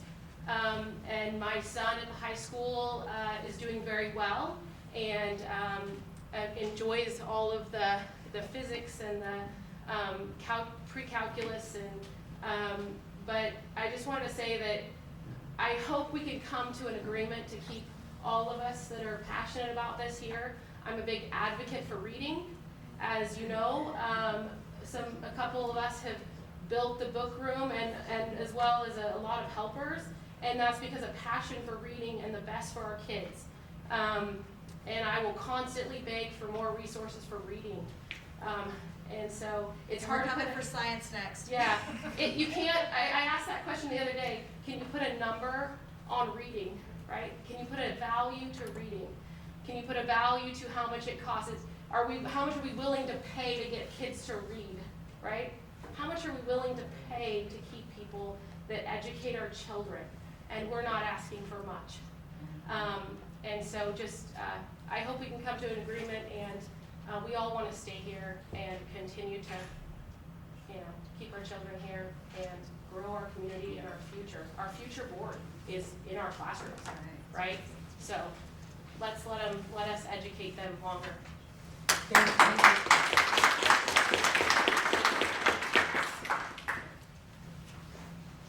Hi, my name is Joyce Donaldson. I work at Brookside School. I'm a 20-year plus employee. I would like to thank everybody and Happy New Year's. We're not against each other here. We're all working for the same thing. You guys are here doing an awesome job.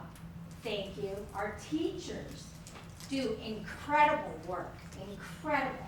They get kicked, stepped on. Some of our aides changing diapers, bus drivers. I don't know how bus drivers do what they do. That's pretty tough. But anyways, some of us show up at 5:30 in the morning so we can feed our kids. Custodians are here. Hours on top of hours. Lining the football field, the track, everybody is working together for this community, for our kids, for our teachers, for all employees, and you guys are the head of this. You guys are the ones voting that can change everybody's life in here. You can make them feel good for what they're doing. It's really important. So let's step up, let's do what's right, people, please. Take care of these wonderful teachers. And I would like to thank all you guys. You guys are all awesome. I think, sir, you are incredible.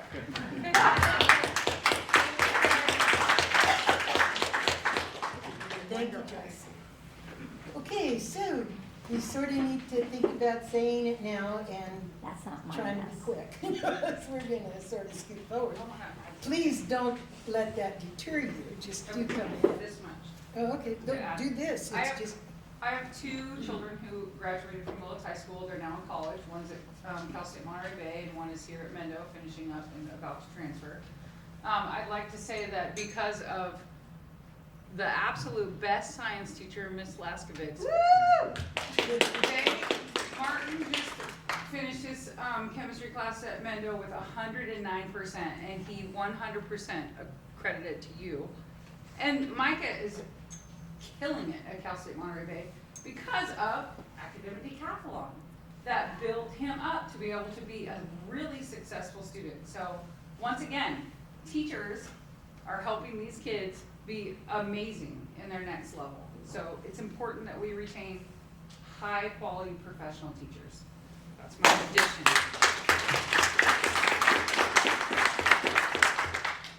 come ahead. Was waiting for all the teachers to go. No, we're all equal opportunity here. First, I'm Lisa Block, parent have 7th grader, 4th grader, and 1st grader. I fully support the teachers in their pay raise and hope you guys come to agreement with them because we can't lose them. And so, on another issue, with Valentine's Day quickly approaching, this is the children's last opportunity to experience a holiday party with their classmates and families this year. Something many of the Brookside students have yet to experience due to the no food policy, like my 1st grader. The kids look forward to it. It's something that they remember for a long time. What is the reason for not allowing the children at Brookside to bring in food for parties, but allow it at all the other schools in the district? Since the school is still on closed campus, there are not very many opportunities for families to engage with their children at school. In fact, there's only been 2 opportunities since the start of school, the back to school night and the Halloween parade. When schools and families work together to support learning, children tend to do better in school, stay in school longer, and like school more. Extensive research has shown conclusively that students achieve more in school when their parents are involved in their education. And the earlier educators establish family engagement, the more effective they are in raising student performances. Some of the benefits to students are academic achievement increases, higher grades and test scores, better homework completion rates, improved attitude and social skills. They have more motivation. Students acclimate better to school environments. They have higher self-esteem. They have higher graduation and college enrollment rates. Absentee decreases by 24%. Improved teacher performance. When parents have better communication with teachers, they value their work, which makes the teachers feel appreciated. It also helps the teachers to get to know the students more, allowing them to teach in a more personalized and effective way. Students are also less likely to suffer from low self-esteem, require redirection in the classroom, and develop behavioral issues. Parental support and involvement can also benefit kids at a developmental level that exceeds beyond academics. When a child can see that their parents are supporting them at school, they are more likely to take risks and learn something new instead of staying inside the box. The lack of loyalty and trust can be seen in the growing numbers of parents choosing to enroll their children elsewhere nationwide. The survey by National School Choice Week shows more than half of American families are looking or looked at a new school in the winter of 2022. With the pandemic and/or school COVID policies was the first reason. Visiting schools in person to talk with teachers and administrators was the second most indicated choice. Too many children leaving the public schools could be detrimental to funding to keep the schools going. We want our public schools. Please lift the closed campus and no food policies. Thank you. Thank you.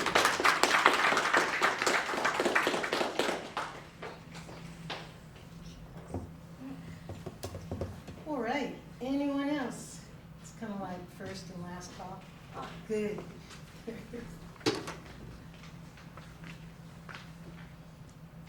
Hello, everyone. If you don't know who I am, my name is Megan Hurt. I am a teacher at Beckville Grove.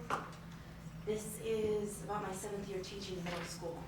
So I'm still fairly new into my career, but especially after what we went through with COVID, I think I'm pretty seasoned in some regards. But I was making a mental list in my head of all the roles I do in a day. So first and foremost, I am a teacher, I am a guide, I am a facilitator, I am a test administrator, I am a mom to some of my students. I am a shoulder to cry on, I'm a shoulder to lean on. Sometimes I am a gentle enforcer, sometimes I am that strict teacher. Sometimes I'm a little crazy. Many days I am a performer. I'm a bad comedian, but I try. I am a shepherd. There's some days the herd that I have is more like herding cats than docile sheep every day. But I love my students. I am a fighter. I am broke. I am an educator, and I hope to stay that. Thank you. Thank you.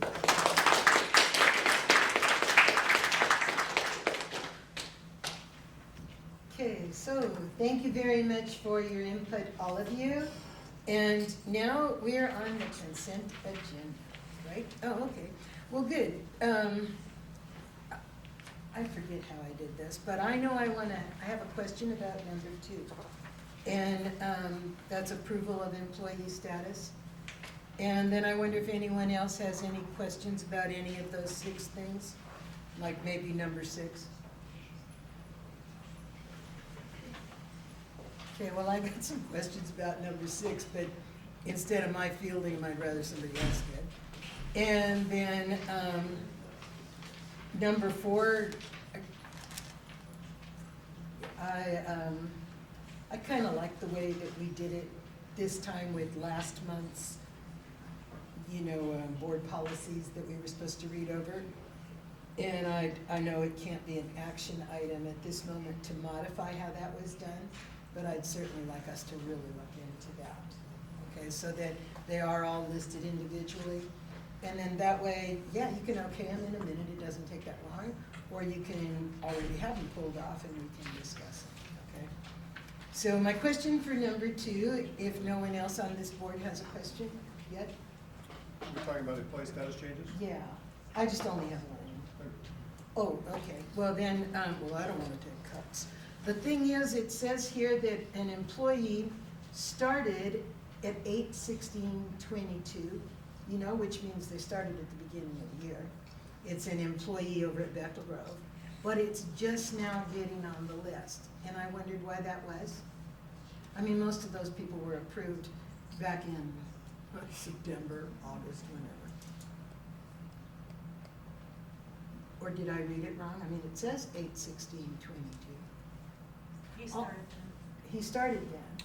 Okay, but it wasn't maybe under a new, I mean, I know when I started, I was a long-term 7, things changed, and then I turned into a regular teacher. Well, I was already regular, but either way, they put me back as contracted, but I was approved as a different status. I wonder if that's what happened here, or is this, oh, well, tell me.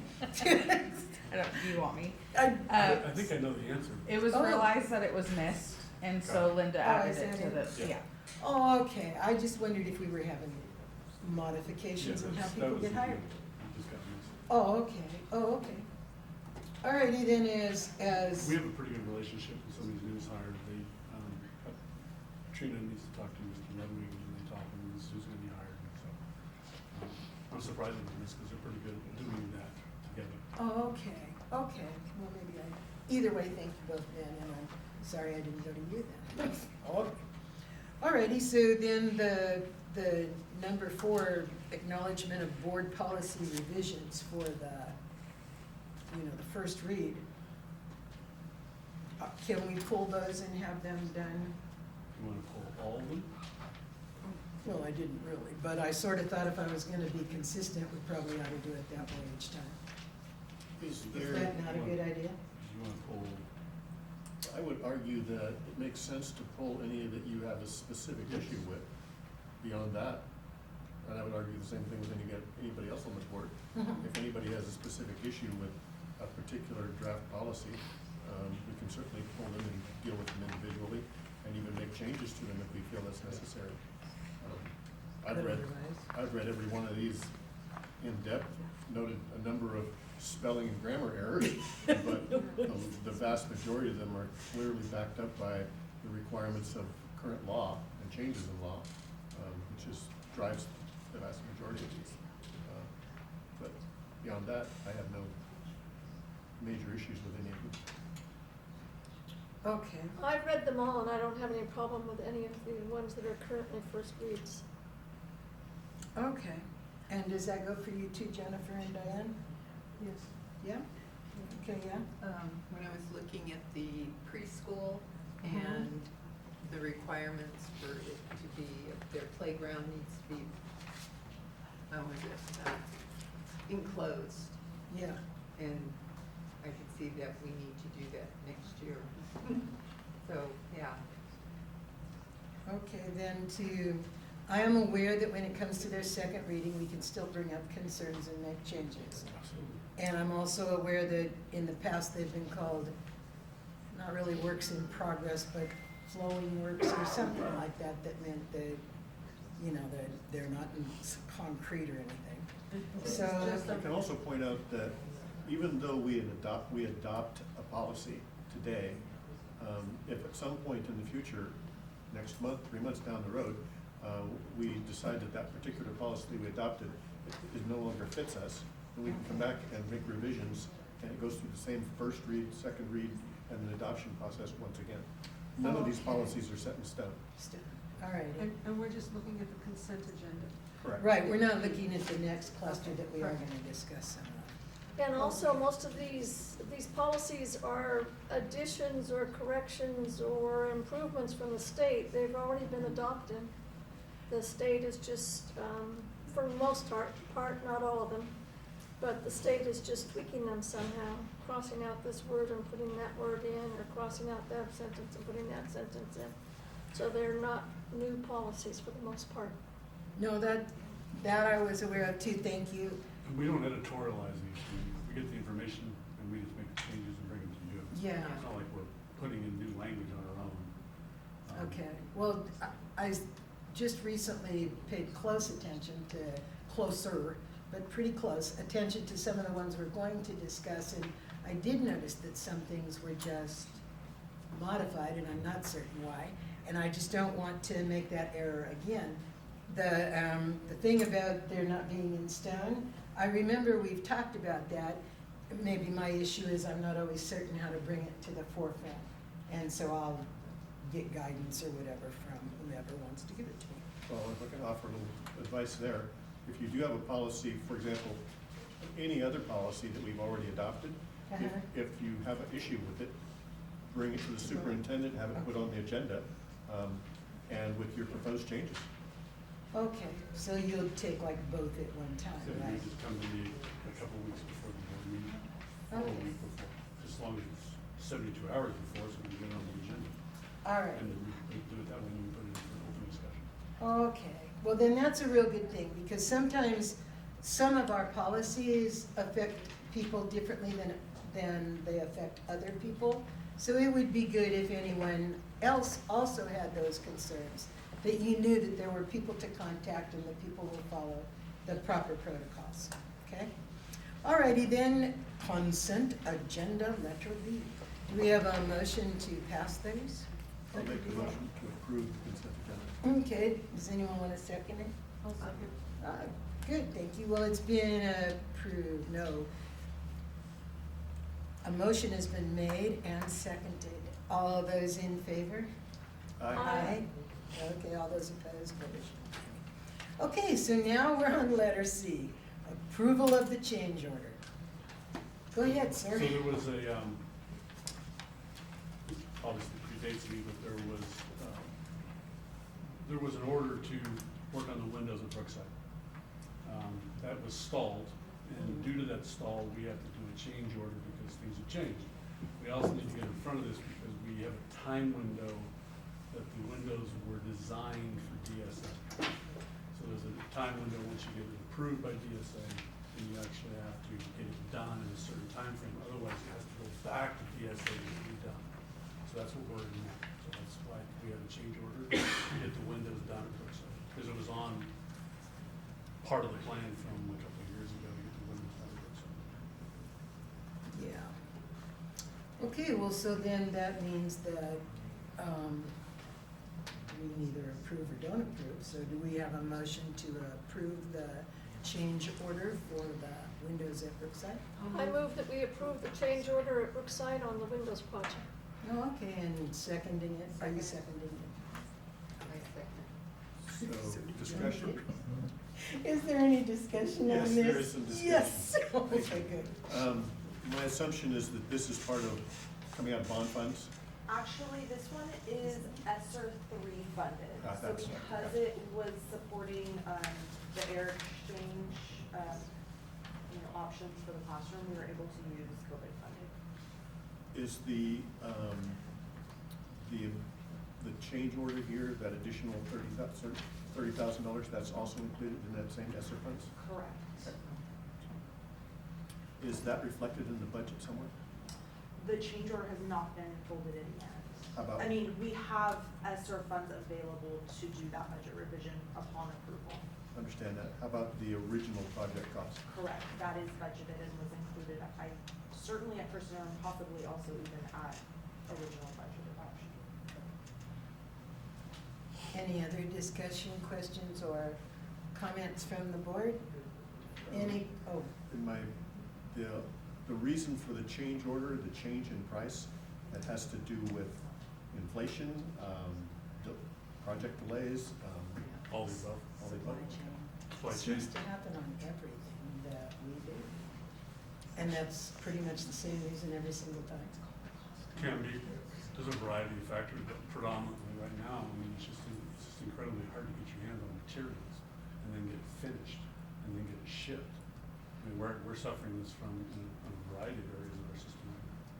Not Okay. the least of which is like the Blosser bar alarm system and so forth. That's would be, that certainly is the biggest one. I mean, that's why it's taken us almost 9 months to wait to get a fire alarm system, because we're waiting on a panel that has to be made. I mean, that's just one variable in that dynamic. So with respect to the Windows project, what's the timeline now for that? I have to get back to them, I don't know. I mean, do we have to start that project by a certain timeline before PSA has the plug? And so that's what I had heard about, is that it's delays in materials and it's delays in the people that are outsourced to do the job, their abilities to come do things. They're also booked and busy. So what I'm curious about is there is nothing that anyone, in particular our district, can do about it. It's not really our fault that the delays occur. There is still those penalties called, higher funds. Probably, yes. Okay, because that just seemed kind of unbalanced. I mean, if it's our fault, we can't make a decision, then you deal with it. If it's not, it just seemed odd, and everyone I talked to didn't think it was odd, but I do, and I just wondered as a school It district. just seems to be that's where we are now, with in getting anything done. This is across society, it's not just the school district. Yeah. So does DSA provide for any kind of extension process? If you have this particular issue, you can make a call through. But again, we had an issue with a dome over a pool. That it has to involve DSA, and I still have not heard back from them 3 months later.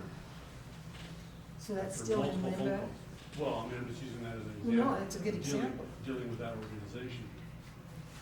You have roughly, I don't know, I'm just gonna take a wild guess, probably 1,000 school districts in California with probably minimum 10 projects apiece. So you've got 10,000 projects going to DSA in a division. It's probably staffed with 20 people.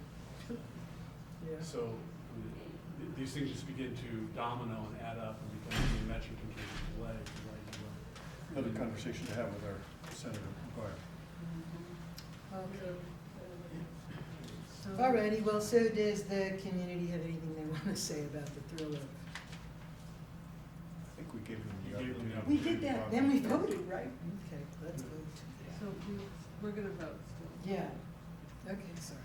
It just seemed if we're back to talking about it that, okay, I got out of order on my paper. All right. All those in favor, say aye. Aye. Aye. Aye. All those opposed? Okay, now we're on D. It's a little past 5:05. However, it's sunshine negotiations time. Do you guys have a lead negotiator? I think this is just public. To There's read public it? hearing. So then only the public is going to comment on how they like that, or do we comment on it also? Public hearing to say that we're gonna be open, that we're sunshine. Not to, I think it's usually to receive input from the public, Yes. but if On you were whether they giving like it or not. instruction to Yes. your negotiator, that would be closed session. Sunshine is sorry. So basically, open this to public comment right now. Right. It's the citizens visit. oh, okay. Open sunshine. Anybody from CSEA or the community want to comment on the sunshining of your new negotiations? Go ahead, Okay, community. Dawn McClellan. I'm in full support of our CSEA sunshining right now. They need to be paid a fair wage as well. We're losing people, we're getting staff that doesn't come. I have an aide that I've seen a couple times since she's been hired, and that's my reading group time, and I can't work my reading groups and manage all the crazy behaviors in my class. We need people that are paid well enough that come to work. So our kids need it. They can't get what they need without them. So they're so important. So Thank you. Hi, I'm Edwina, the high school custodian, and I want to say that I'm vested in the community. I'm born and raised pretty much, and I don't want to have to go anywhere else. You know, I like the students. I've been with some of these students since they were in, Brookside. So it's kind of fun to be back here with them. You know, I've tried every school with Gloucester I've been at. So it's kind of interesting. But I'd like the living wage. It's really hard. I'd like to even challenge anybody. If you could make it on $21.75 a month, that's everything. That's your bills, your car payment, your food, your insurance, everything. And then your deductible for your health care that you pay for. So, and I love working with the team of teachers that I got, and we all try to support each other. And because this is it, this is us.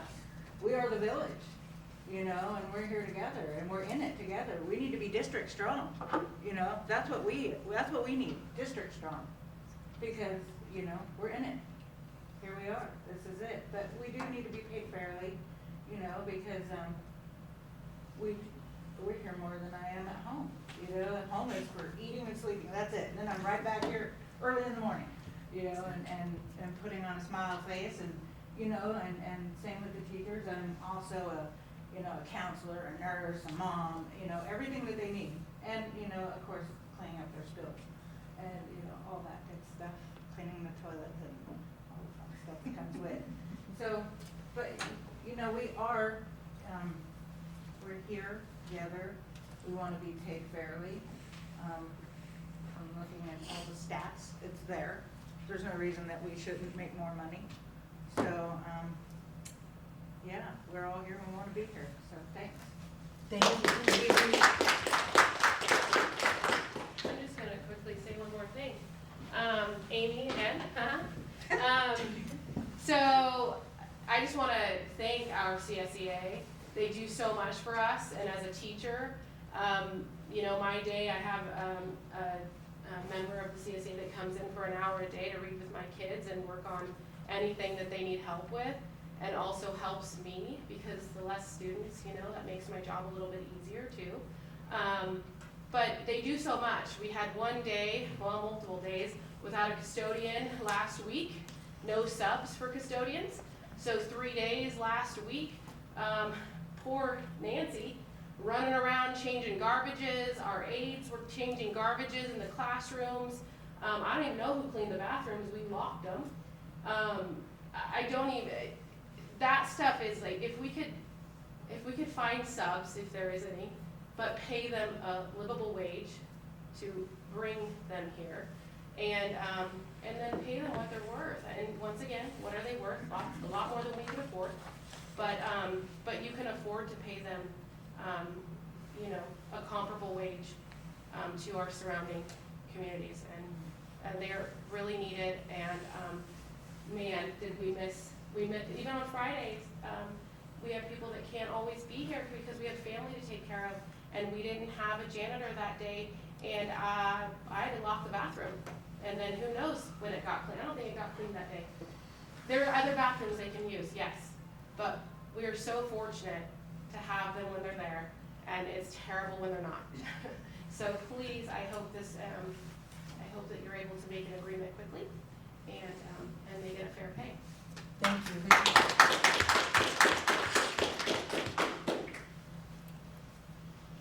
Thank you. I work in Maria in my lunchtime now. Thank you.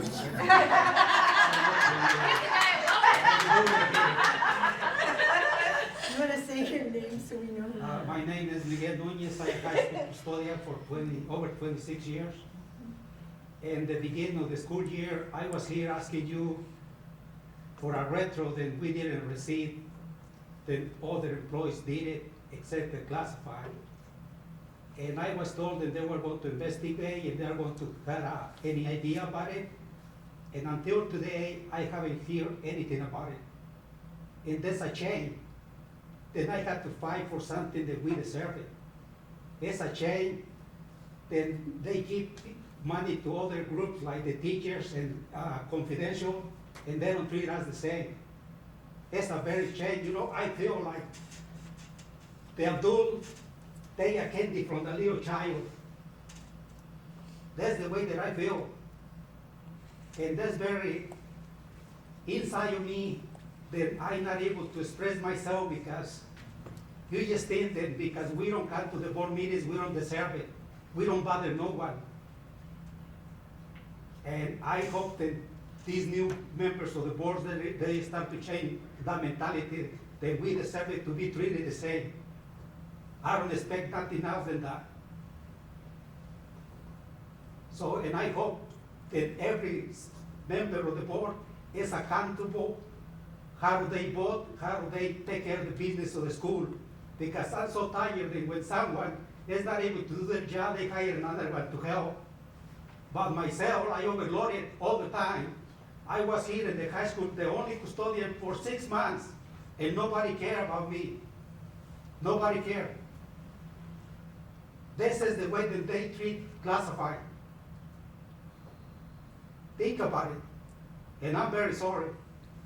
Thank you. Thank you.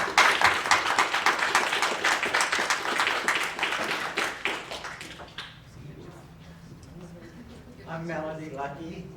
I'm the custodian at Bechtel. I was a custodian here at the high school for 8 years, and now I'm going on 2 years at Bechtel. I used to work at Laytonville Unified School District. I was a bus driver, and then I went to a custodian. Back then, it was hard to get a full-time bus driver, so I looked at the custodian. I was a substitute, and they actually paid more than the bus drivers did back then. So I became a custodian. So working here, you know, and I don't mind doing what I do. I do it for the kids. I know we're short-staffed, and I go beyond my work. Like last year, there was no nighttime custodian at Bechtel. So I worked 2.5 hours overtime. And I didn't mind. I use it as comp time, but still, we are overstaffed, we are underpaid. So are the teachers. They do great work, they're awesome, just like we are awesome. And I just hope you guys look at paying us what we deserve and to keep us good workers here. You know, so, and, you know, we all hate to leave. I think about leaving and going and getting paid in better places. Because they do, they all pay better. And I hear here in Willits, we're all underpaid. They don't pay us what we should be paid. So I hope you all consider that and give us what we deserve. And don't lose your good workers. I am a good worker. Everywhere I've gone, I've had high praise. And like I said, I do it for the kids. I come to work because we don't have the right custodians that are trained right. They come to me, they send all the custodians to me to train them. I don't mind doing that, but I do it because I'm a Christian. So consider and think about everybody. Thank you. Thank you.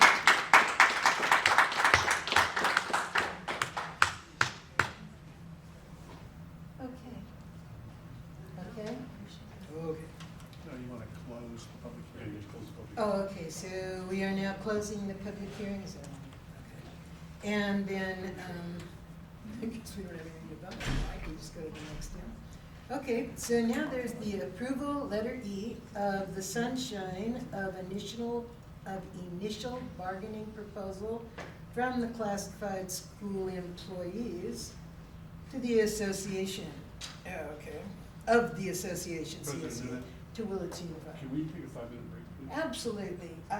Get up, wander around. Who I've been in this thing here. Can we take a 5-minute break? Yeah, I think that's a good idea. No, we're just taking a break. We are not adjourned.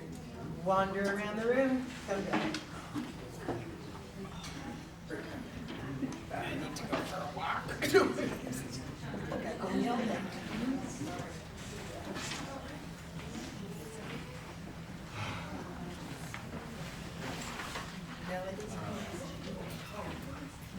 Hi.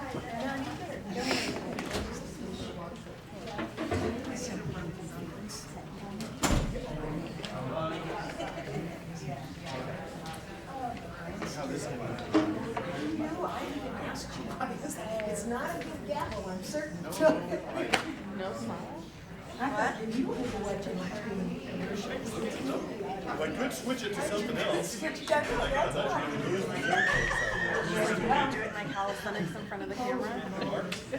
We'll do a little Jane Fonda workout. I believe this is the controller. I like you to that. exercise. And I don't know why. Would you though? Would you like that? I did used to do, but I'll have you know. We should probably put this on mute for us. Okay. I was handed this pen.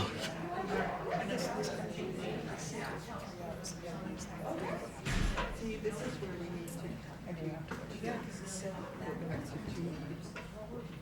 What's after 2 p.m.?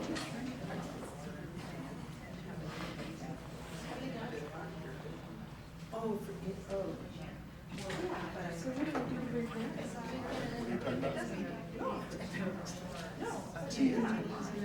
Remember you brought that up and said, I sort of thought it was gonna be.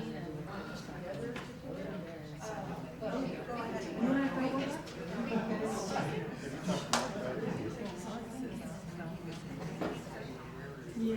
There are a lot of places. Your sister? I didn't hear about that. Sorry about that. Yeah. Didn't mean to. Hey, Rochelle.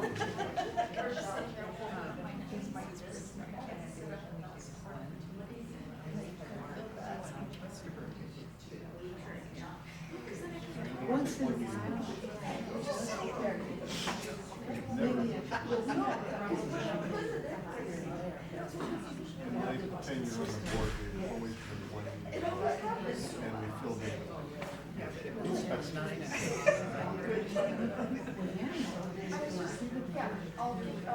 I don't have a problem with the schedule, but I would also remember it adds a lot of people. So it boils down to is this: if we can get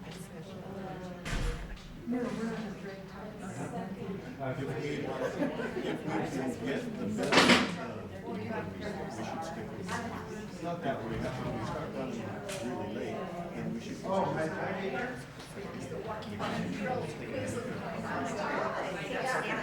to take a snapshot? Yeah, sure thing. I know that.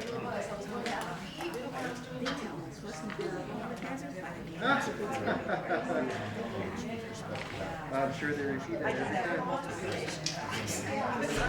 Good people just say, okay.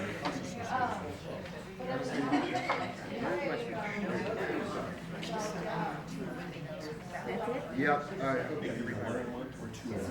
It's very scripted, that pink one. Yep.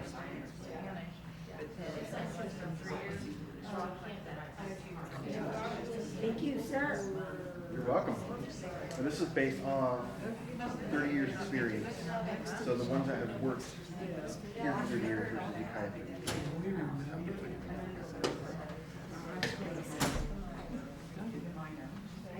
You know, and what would it look like? Do we want to consider second and fourth, first and third? Thank you. Still on Wednesday nights?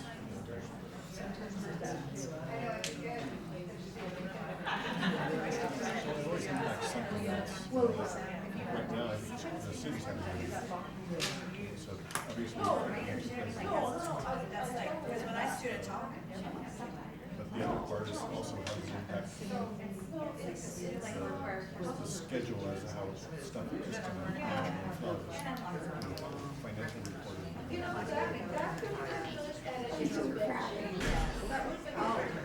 I think some of the reason why we have it on the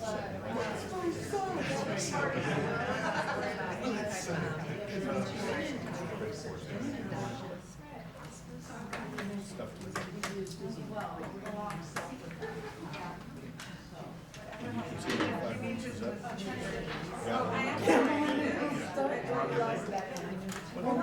I mean, if they have the support and the supply and the tools to do it, and see the teachers are always willing, they're welcome, they're like, hey.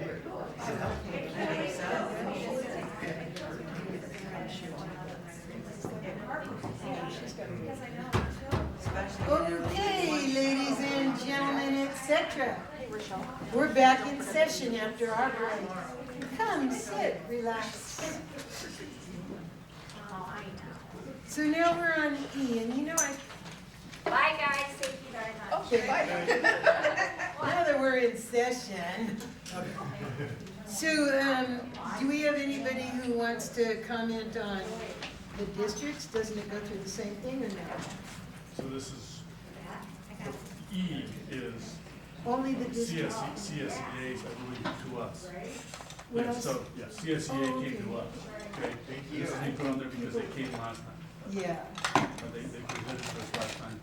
We didn't get on the agenda, so now we are. So please compare Sunshine proposal to us, which included 2 units, one for salary, health and medical, and Yeah, goodwill. yeah. Okay, so we're just approving their Sunshine to us. Yeah, now, the So- districts is strictly evaluation at this point, that was all. Well, the that was contract put on there. is rather specific. You can only open up 2 items. Oh, okay. In the middle of the contract. And we're still in the middle, well, probably in the first 30% of the contract, because it was approved last spring for 3 years, up to 2025. So each year, each side can open up 2. Okay. We would have opened up salary, health, welfare benefits. 2 we did 4. articles. 2 articles. Yeah, okay. Article 6 or 20. So Okay. they already opened up the 2 that I would have opened, and then we have a couple of concerns about the way the evals are instituted, and we have to fix them. Okay, so then, we don't have those here for anybody to read, so all we're just doing is making that information. No, we still have to. We still have to You have approve to it? approve it. It's Oh, an okay. action, it's an action item, both E So and how F long do is- we need to make it you know, There's- how long do we, I'll make the motion. oh, okay, good. I didn't So understand making, that the public on hearing the was. action separate. items, the public's all done with the action items, so you can ask for discussion amongst the Mhm. group. But since we front loaded all the public comments at the front, Yeah. after the public hearing, that's all shut down. It's all shut down. Oh, okay, so does anyone else on the board want to So I'll make the discuss? approval, I'll Oh, make the motion to approve item E, approval of Sunshine of initial bargaining proposal from CSEA. Okay, do we have a second by any chance? I'll second. All in favor? All right, then, All in with, I'm sorry, All in favor? all in favor? Aye. Aye. This is just a formality. Okay, so F is pretty much the same thing, the approval of the sunshine of the initial bargaining proposal from Willits Unified School District to classified school employees. So we need a motion and a second then, right? Okay, volunteers. I'll make a motion to approve item F, approval of the Sunshine of initial bargaining proposal from Willits Unified to CSEA. Oh, okay, thank you. It's been moved and seconded. All right. All those in favor? Aye. Okay, aye. Okay, good, it carried. Orwell knows. All right. Then we have some discussion, I would imagine, if you'd like to speak with us first on the approval of the budget analyst job description and salary scale. As I've mentioned to the board on a number of occasions, and in talking to Nikki and Isla, and Nikki talked about this as well, from her end. In the last 3 to 4 years, there has been a significant amount of new reporting that's required of us due to one-time funds, COVID funds, now we have ELP funds. We have a variety of different reportings for our financial reporting. Those particular, that's at least 30% more, maybe 40, maybe 50, depending upon the amount of money that you have coming into your system. So when I first got here, speaking to Nikki, she truly felt that we needed a budget analysis person. I'm in agreement. I mean, I'm watching the amount of time and energy spent to adhere to a significant, a good word, amount of reporting to the state. And that's probably the largest word I can use. I would say probably overwhelming in the current position. I was asked by the board to look at different districts, to see what they have, and they have a particular person in these positions. So I'm bringing a job description forward that we worked on together, and I'll allow Nikki kind of chime in as well.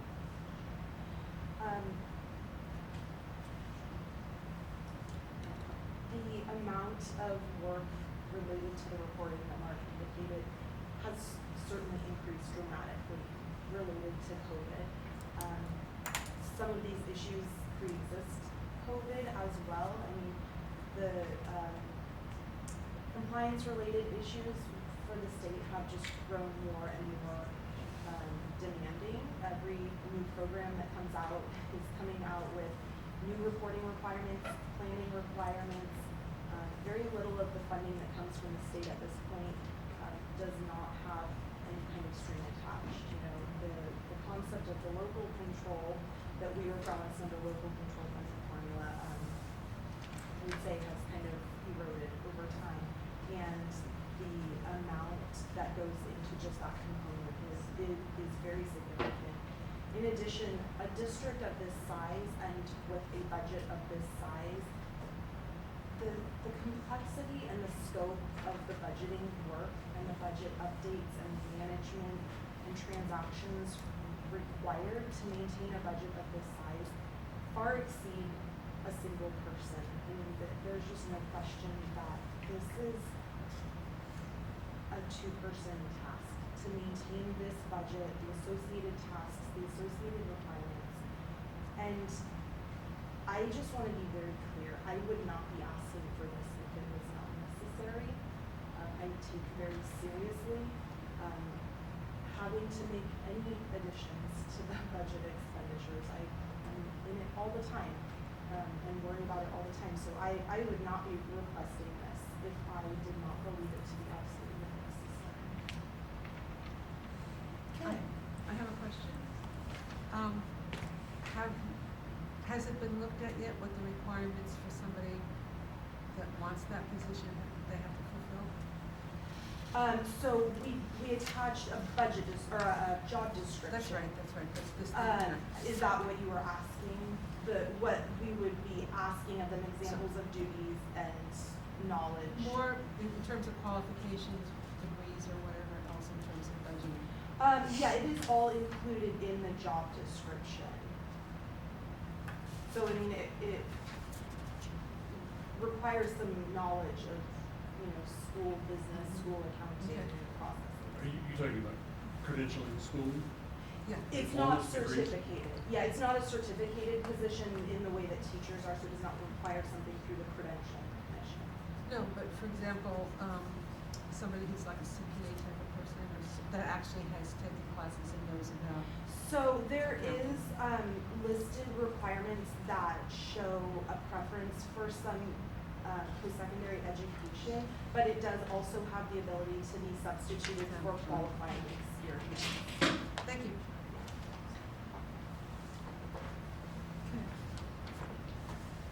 So any other questions or anything? And we've already had public input, is that what you're thinking? When we did comments on? Yes. Okay, and so are there any second, since we just started that this evening, I'm a little worried that everyone doesn't feel they've had an opportunity to speak in favor of or against this particular plan. And so if anyone, I really do believe that tonight we should give that kind of leeway. And if there's no one that has anything to say, that's great. If there's someone that does have something to say, that's great. And otherwise, we'll give it like 10 seconds. And then we can go for a vote. In terms of discussion, I can throw out that during some of our CSBA meetings with other school districts, this exact issue has come up, and it is commonplace where, as an example, I'm just talking with one of the board members from Ukiah, he indicated that just in the last couple of years, there are over 26 new categorical reports are being required of your office. So it's really clear that that's a problem. And in my discussions with Senator McGuire, one of the things I suggested to him very recently was that he consider looking at a commission that looks at all of this paperwork that ends up at the state and find out how much of it just gets put in a file or round filed, how much of it how much of this is generated at the school district level, lands at the county, lands at the state, with nobody ever really looking at it. How much of it is just superfluous waste of time, energy, and money. Obviously, that's not something that's going to happen tomorrow. In the meantime, we still are required to deal with all of these requirements. and if we're at our, if the rubber band is stretched too thin, then we need to deal with it. Clearly, the job has evolved and gotten to be significantly greater in scope. Okay. Anyone on the board feel like they have a comment to make? Is this position part-time or full-time? So I would anticipate it to be a full-time position. Okay, and will it have how many days per? So typically with a 12-month position, it's a 260 paid days. That's inclusive of holidays and vacation days. I wanted to say that I looked at other school systems in the area, in Lake County as well as Mendocino County, and school districts of our size have a fifth position in the financial department, unlike us that has four. And I can see with all the requirements from the state and the increased requirements of the state in the last few years that this is really important for us to stay on top of our budgets. And do you have anything you want to add? No. Okay, well, I want, excuse me. Also, I noticed some of them had a degree in business as well, or accounting as well for this. Ours doesn't. Yeah. So I know it says a qualified experience was there, but it got should have. And my belief is, oh, sorry, are you finished? No, just the wording. Oh, the wording for it, that it would have. Feel like it should be? Okay, some of them said that they had a business, 2 years degree with business or the bookkeeping through a college, or there's another one. Certificates. Yeah, and certificates. Yeah, so what it states is background of post-secondary education or experience in bookkeeping or accounting equivalent to 2 years of college. But it does also offer the flexibility if somebody has a qualifying level of experience in those same areas, that would qualify. And for me personally, I can't back this at this time at all. I truly believe that there may be lots of extra chores, and we seem to have a number of issues like that throughout the district, everywhere, where we're supposed to be really involved in negotiations for both working units, at least. And all the other concerns people seem to have about finances, etc., I absolutely can't believe that it's a good idea to add another position to the district office. And I can't stand by job descriptions at educational institutions that do not require higher levels of education. So that's where I'm standing here. Okay, any other comments? Okay, then I guess we should call for the vote. All those in favor I of... think we need a motion. Oh, yeah, I'm sorry, God, I just invented one. Do we have a motion to accept this and the salary schedule that goes with it? I move that we accept the approval of budget analysis, job description, and salary schedule. Okay, is there a I'll second? second. Okay, all in favor? Aye. Aye. All opposed? Aye. Well, if I'm opposed, I say yes, I am opposed. Am I not? Maybe I'll say nay, I'm naying this idea. Okay, so it didn't pass. Okay, next on the list, there is the approval of the school accountability report cards. Do you want to talk about, or do you want to talk about that? Did you have a lot to do with the school accountability report cards? We don't. Oh, okay, then do you? It's a combined effort with site leaders. Yeah, Laura, well, I myself, figured Michelle. that, and I only had a few questions, but maybe when you explain it, you'll, or what do So, you want to do? a start is what we normally call them. Okay, this is a Mhm. It's basically a snapshot of the school from the previous year. Mhm. There are some current relevant data with current staffing, they call it FIT report, facility inspection tool. There's a variety of data that goes on through this. It usually gets populated. A lot of times with the CDE will populate quite a bit of it. And there are going to be some gaps because those gaps go onto their normal state website and they'll populate those in. Okay. Well, my biggest question about this is that there were a lot of boxes that were not filled in, okay, especially on the parts that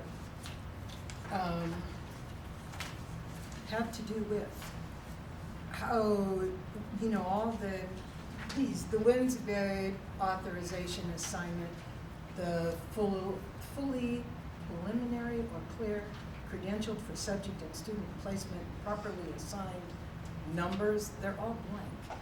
Almost everything that has to do with teacher assignments that I looked through here, up and through 21-22, and then when it came to 22-23, the quality and currency, availability of textbooks and other materials, then things got, you know, responded to, like yes we have or no we don't.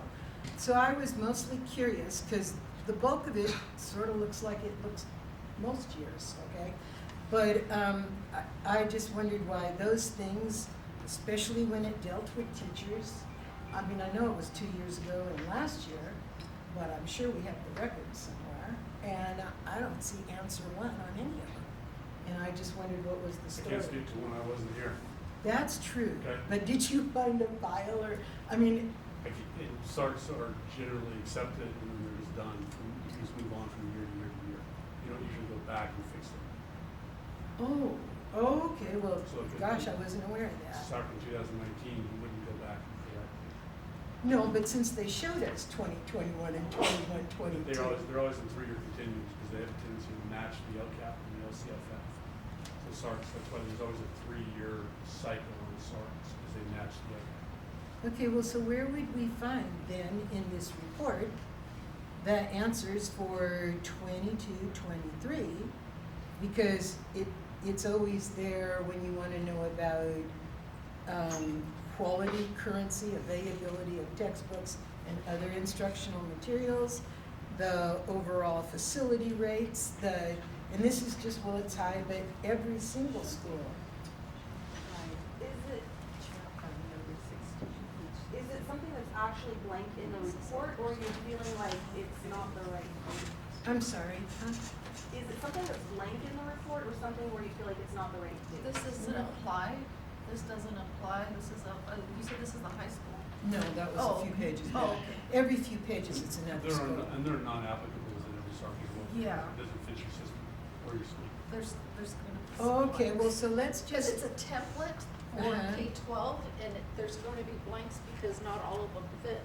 okay, but so for Blosser Lane, it asks about in 21-22, which was just last year, are there student support services staff? Student support services staff. And, geez, I'm sorry. And no one knows. I mean, there's not a yes or a no. A library media teacher, a library services staff, a psychologist, social worker, any of those things. Would that have been dealt with last In those years, that year? right? Well, I'd have thought that, but for this year, there is no 22-23, except when it comes to books and things like that.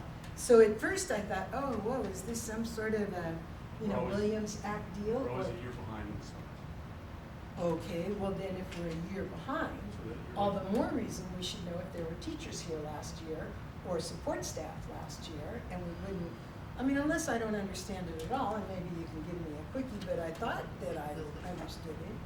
Paula, just a suggestion, so I had many of those questions, so I set up an appointment with Mark. I know we've And sat talked down about with that. Mark and went over everything that I had questions with in the board packet. Well, since you did that, do you think you can tell me what the numbers are for those teachers that are missing or not missing, or, I mean, for my way of thinking, if we're doing a meeting, if I don't know something, yeah, I might be the only one, and then, okay. But that means everybody else does know it. And so Well, right we now, can we always can pull, just tell we can them. always pull the item, and then I can read you the SARs, I can meet with you, and tell you all about them, and then we can go from there. That'd be probably one of the best ways to go.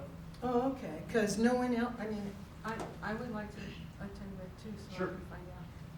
oh, okay. All right, well then, Mark explained to me that a lot of the information is not in the tables because the state hasn't given us the information yet.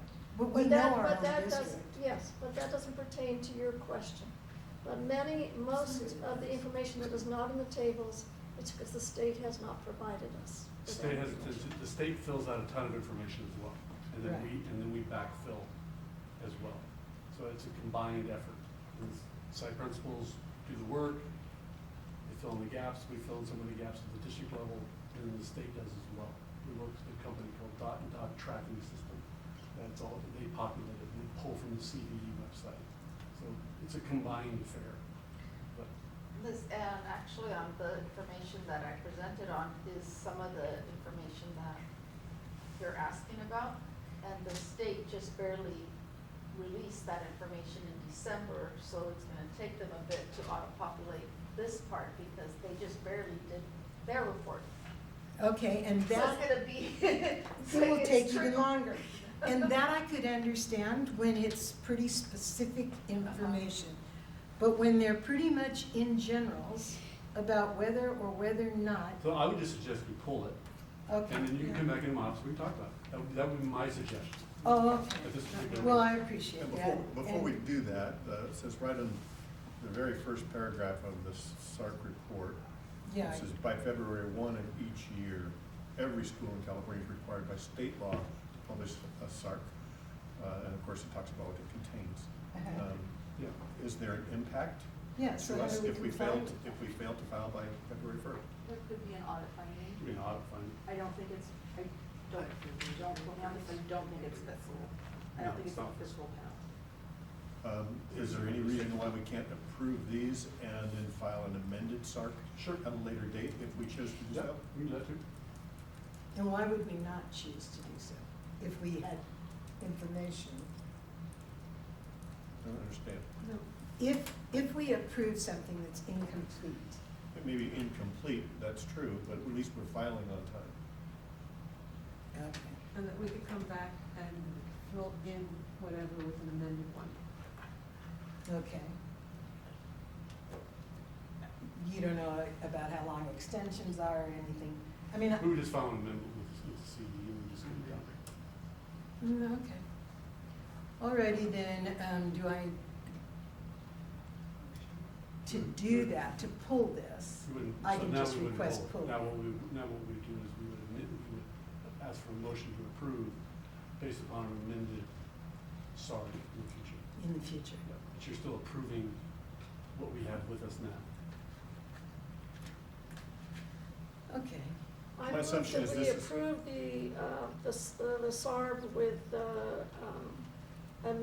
with the talk about amending it when we get the information from the state and other information. Is there a second to that? I'll second it. I too have concerns about it being essentially, I mean, there's a huge amount of data that appears to be missing from these reports. I just, A great deal of it is, in my opinion, just another one of those reports that the state just round files, and we just wasted an enormous amount of time, energy, and money in generating this, and it frustrates me that we have so much paperwork that seems to be of little or no value. But with that, I don't have a problem with coming back and looking at this next month's board meeting to see if there was new information available to update the report. Can I add a comment? Sure. I just wanted to let you know, I did a quick look at the frequently asked questions regarding this, and it does say that edits can be made. It says, yes, after a SARC has been finalized and made public, you can later go back, take it offline, revise, and republish it. well, that's good news. I just, Personally, I find it a bad idea to okay what you know is incomplete or incorrect, just to buy yourself time to do it correctly. And when there's such, seems to me, easy questions like, do you or don't you have a person in the library, or do you or don't you have all these various things that are requested. I mean, every year we have to okay the number of people that are inappropriately credentialed and the number of people that are PIPs and STIPs and the whole routine. Those numbers should be pretty close to your hand. It would seem to me that the questions here could be filled out, especially since they applied to last year. And especially when we're Understood. doing it a year in return, in Understood. arrears. I understand. Okay, well then, maybe this one time I can see sense in going with something that is admittedly wrong to fix it and then not run into it over and over again. I think we're looking at admittedly incomplete. Yeah, admittedly incomplete, there you go, I'm sorry.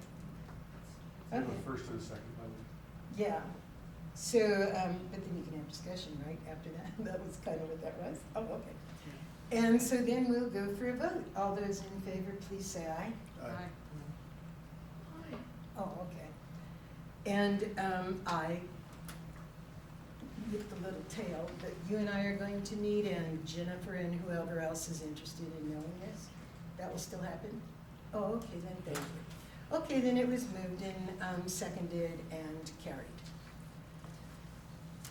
Okay, now we are at discussions and acknowledgement of first read on revised administrative regulation 4217.3, layoff and hire.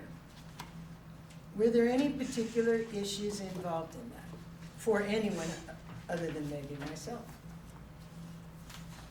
that anyone wants to bring up, comment on, etc.? I have to find it now. Here it is. It's on page 328 in case anybody has the whole thing. And my biggest concern had to do with the, we have a differential pay for teachers. This doesn't really apply to them. It seems to more accurately apply to determinations of seniority, like it says here, hearing rights and things like that. What I was concerned with, Has to do with classified. yeah, that's exactly. But for certificated staff, you have one kind of like backup if. We're talking about classified.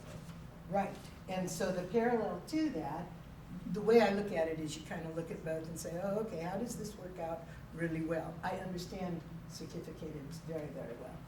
I need to understand classifieds. And that's where I came into the reemployment, and in particular, the 39 months. Now our district has in its contract about you get offered 3 times, and if you don't take it, excuse me, if you don't take it, then you're kind of out of luck, whether your 39 months are up or not. And I was wondering about the things in this policy, do they or wouldn't they supersede the contract language like that? Is there something in this policy that contradicts with that component of the contract? You said the Yeah. contract, Gives you 39 months to say yes or no on a return. we got, I know a lot of this is being driven by the fact that the state changed the way classified is handled with respect to layoffs. Layoffs, exactly. So they're gonna get the same basic 39-month benefit as certificated. With, I believe in this particular policy, it says that the employee is offered the opportunity twice and then removed from the list. You say the current contract says they're offered the opportunity 3 times. Right, but if it's in less than 39 months, you don't wait the 39 months. Okay, let's say within 24 months, I'm offered a position 3 times, and I don't take any of them. Then you're removed from the 39-month list. Exactly. And here, there isn't a rule like that. Yes, it is, it's in here. It's a 2. Oh, I didn't find it. It says 2, you get offered twice. Okay, Now, I would agree, if there's a conflict between the contract and policy, they need to be brought into alignment. Now, without having the classified contract in front of me, I couldn't confirm whether or not it's 2 or 3 times. Yeah, I was pretty sure it was 3, but maybe not. Maybe if it's only 2. Still, this one doesn't say if you negate it both times, then you're done. It just says you can do it twice. But if you do No, it this- twice and you still stay, well, that's where I didn't find that. Yeah, I read it earlier and it's in here. Yeah. Okay. Well, that was a concern and a question of mine. So if you're saying that it's the same as the contracts? I don't know that it's Oh, the same. because you don't know what's in the contract. I believe Alright. this said it was 2. Yeah, it does 2 over here on 330. But it says the remaining time period. Very last line, on the second page, upon rejecting 2 offers of employment, Uh-huh. the employee's name shall be removed from the reemployment list.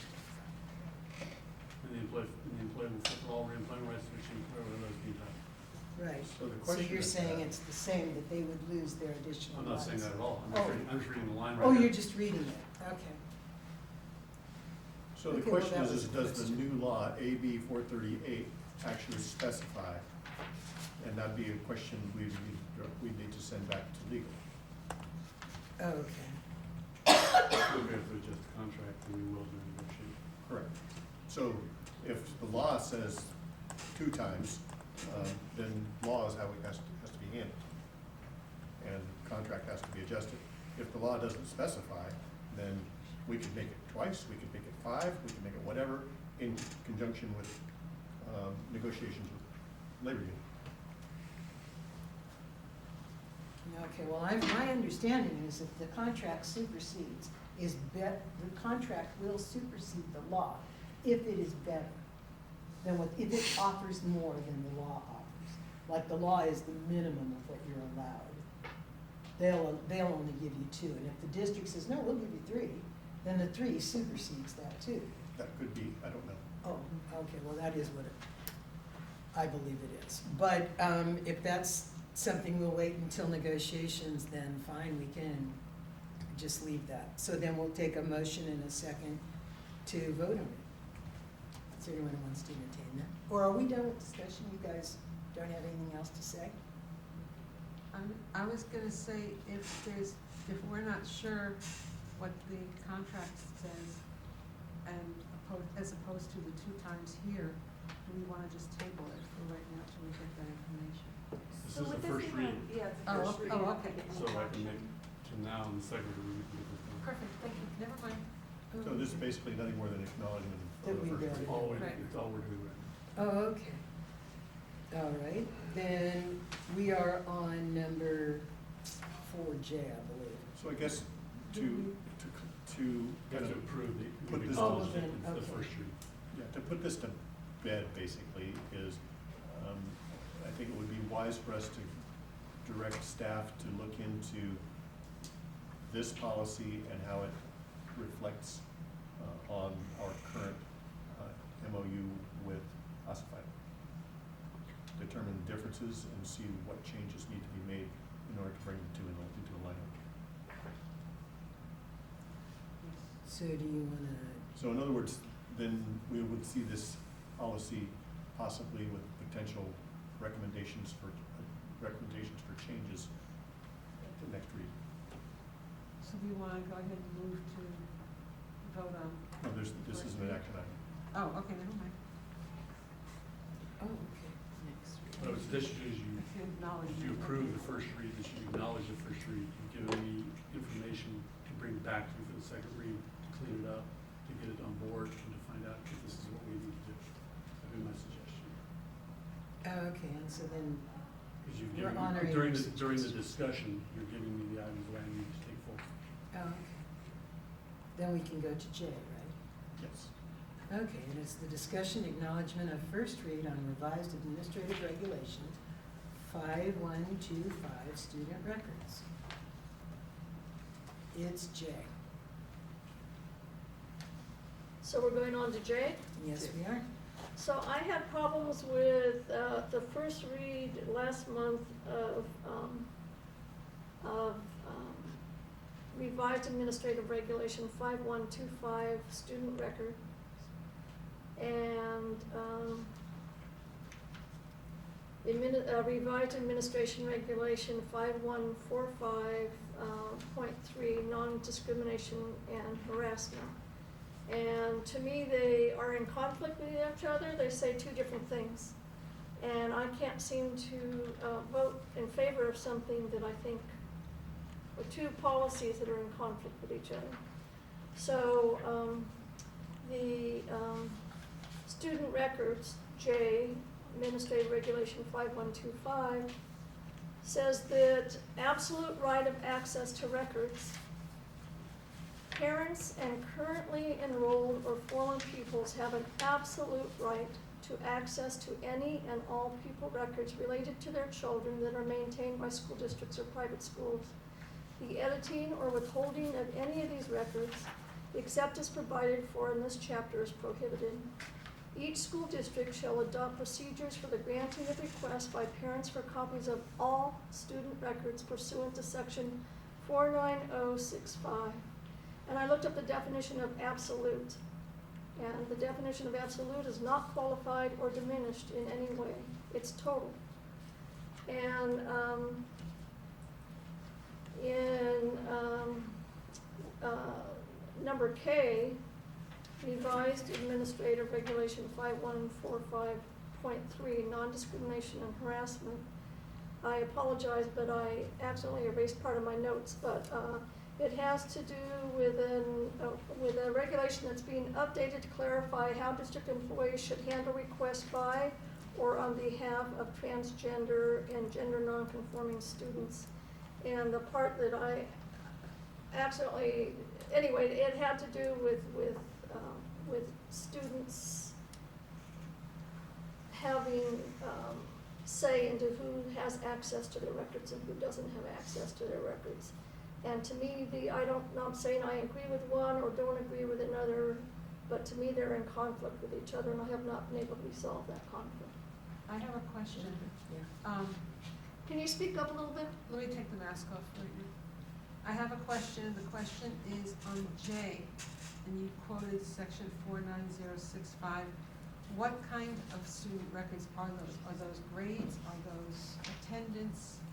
All student records. All student records. Is the way I understand it. So that's. Let me, I think I can clear this up a little bit.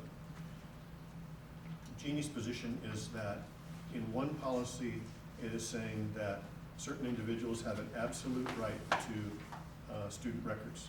And yet in another policy, I'll read directly from the policy, the district shall develop strategies to prevent unauthorized disclosure of students' private information.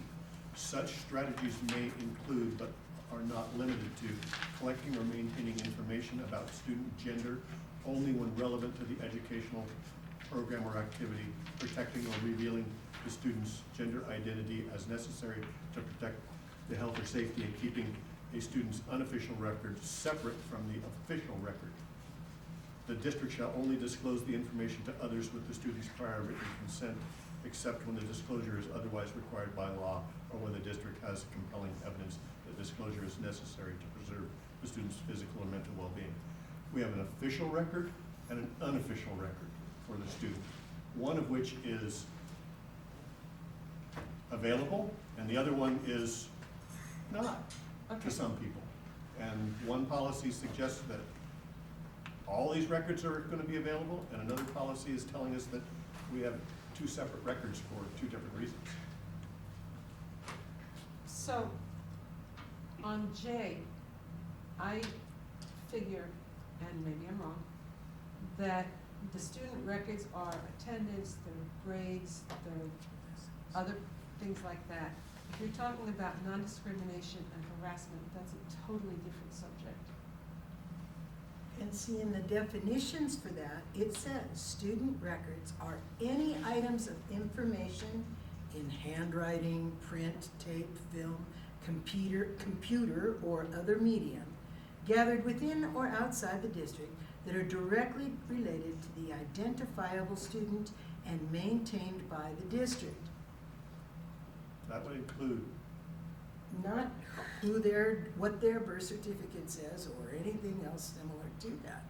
It can include a health record, but it cannot include, as a matter of fact, the more you go down, there are a number of things it may not include. And that makes it one record, as you said, and it makes the information that we're talking about as your, whatever you are at birth or whatever happens later on, being a second file or record, and you don't have permission.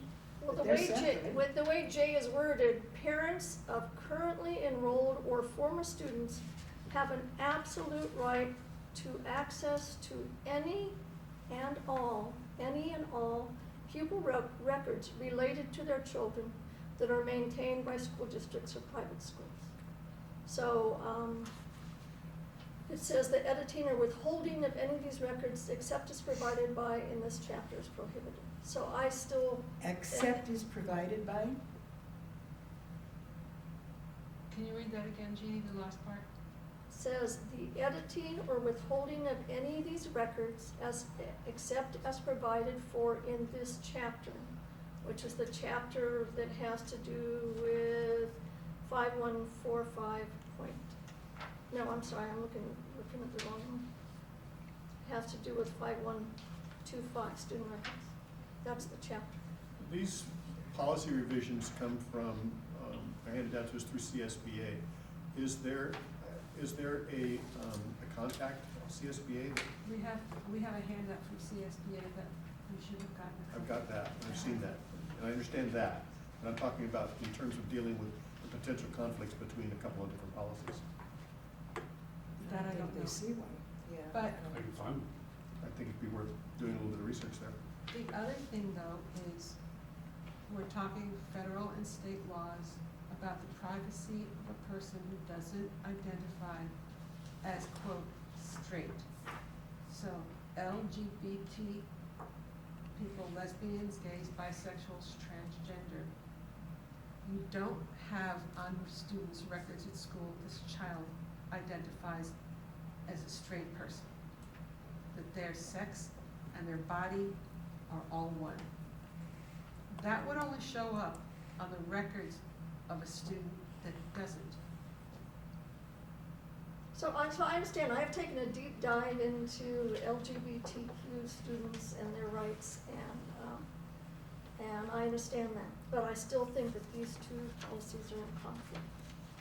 I don't see how a parent can have absolute right, but then they can have absolute right, so.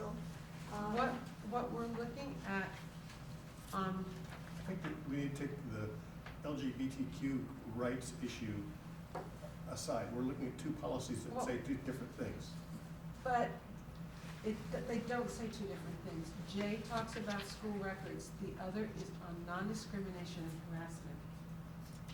Which is still part of the record. We're talking about it right here. These are It's state, suggesting right federal. here that in some cases, we have a student's unofficial record kept separate from their official records. Right. And I get that, and I understand that, but Jeannie's also talking about another policy that says, basically, if there's a record about that kid, then that parent or guardian has absolute right to that information. And I agree that they seem to be in conflict. The question is can that be mitigated? You see, I don't see it as a conflict when one record says you can look at this, and the other record says, oh, according to Title IX or whatever laws, you don't get to look at this. No one gets to look at this but the kid it talks about. And so for me, that's not conflicting, that's clarification. And so before I would like to see us pull it off, I'd like to see us understand, or come as close as we can to being in agreement, that one record has to do with some things and another record has to do with others. It's almost like the HIPAA Act, except nobody's sick when you're transgender or straight or But whatever. regulation 5125 says any and all pupil records related to their children, the parents have an absolute right to access. So I cannot bring these two policies in. We need some more information. to me, they're in What if we conflict. had a with each workshop other. and I brought CSBA, maybe even a lawyer into the equation to explain the differences between the two to clear it up? That's fine. That would be good, Yeah. because And I could zoom them in. according to CSBA's paperwork, the second one, K, is federal law, it's state law. It's not something we have a choice about. Nor is it something that I would ever wanna have a choice about, because I am part of that community, not transgender, but lesbian. We, in our community, our teenagers have the highest suicide rate in the country. Kids get disowned from families. Kids get killed by members of the families. They get brainwashed. And that, safety from that is paramount. I understand that, I have taken a deep dive into this stuff, I understand what you're saying, but I still think that these two policies are in conflict.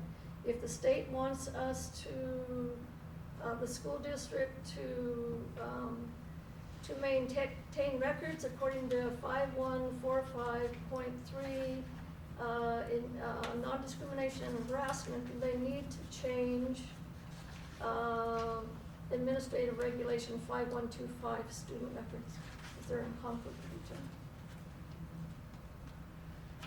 Well, that probably wouldn't be that difficult to Because take I out understand absolute. any and all, and I understand absolute. So, and that's what 5125 student records says, that's the wording.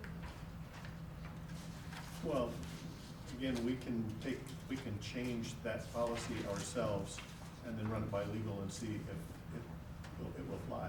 Take out the word absolute. Well, either take out the word absolute or put an exception, except for such records as the unofficial records as Okay. related to, I'm not gonna wordsmith it right here, but Right, the point I is appreciate you see, we could put an exception in there and then run that by legal and find out if it would fly. So we'll pull it to then? Well, it's not gonna be pulled, it's just discussion. We're gonna It's- rediscuss no, it the next time? yes. You can take care of that fast? Well, no, but I mean, if, Yeah. you know, next month comes pretty quickly. Yeah, but we don't have to Okay. vote on it, we can table it next month too. Oh, well, that's right. I was just thinking that was the end. Oh, okay. This could be an ongoing discussion. Yeah. Oh, okay.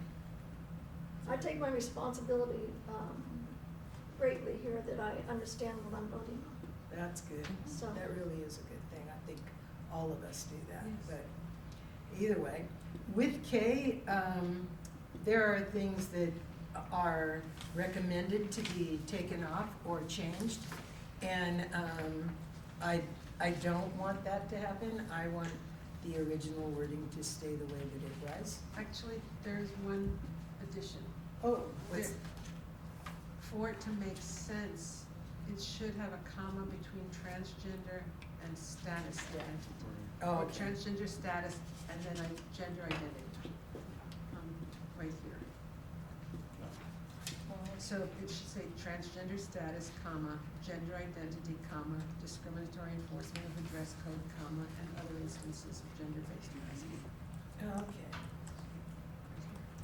Part of my thing here is I feel strongly that parents need to understand what we can and can't do according to state law.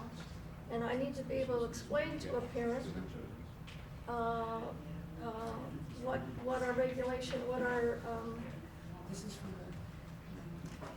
what our policies are. And when they're in conflict like this with what a parent's right is and what a parent's right isn't, I can't explain that to a parent. So when I feel that we need to be transparent with parents about what we can, or transparent with parents about what we can't do according to state law. and that's why he's gonna talk to the attorney. Yes? And I'm not saying that because I think all parents are great. I grew up in a family with a very problematic, in a very problematic household. But I still think that we need to be able to talk to parents about what their rights are and what their rights aren't. That I agree with. As long as it doesn't put any of those children at risk. As long as what? It doesn't put those children, or any Well, child that's why in we- particular, at that's risk. why- And that, yeah, that would. And that's why the that's fine. suggestion that Will work. they could be That's good. wordsmithed. Yeah, Okay, yeah, the two, okay. two policies. Then, I guess, we can go to discussion acknowledgement of first read on administrative regulation 5148, which is childcare and development, which I think you've touched upon already, right, Diane, or did I? There's a, yeah. It's a pretty big one. The preschool and that one, all the teachers have that information, but I was noticing, what was it? Our buildings aren't built for some of those right yet. And that's what we need to do. I think it goes with the West Wing problem. Yep. Yeah, they're Okay. related. That's where, this is where I'm going, okay, we need to get that done. At Brookside, that At is. Brookside. I was reading the CSBA's information earlier today about, there was, with regard to the current budget, or I should say the coming budget, that there is a fairly significant amount of money set aside for infrastructure, for grants available. The question is whether or not we qualify. I don't know if we're looking into that. We don't know. That's specific to TK.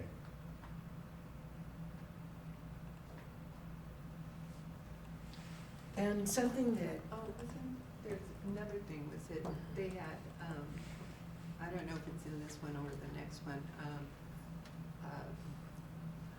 the teachers 1 to 10 students. oh, yeah, that, And then the aide, another person was in there, then that person, no. If it's a 3-hour job, or both of them need to be there the whole time. Because sometimes we have aides that just work 30 minutes and go to another room. So are we out of compliance?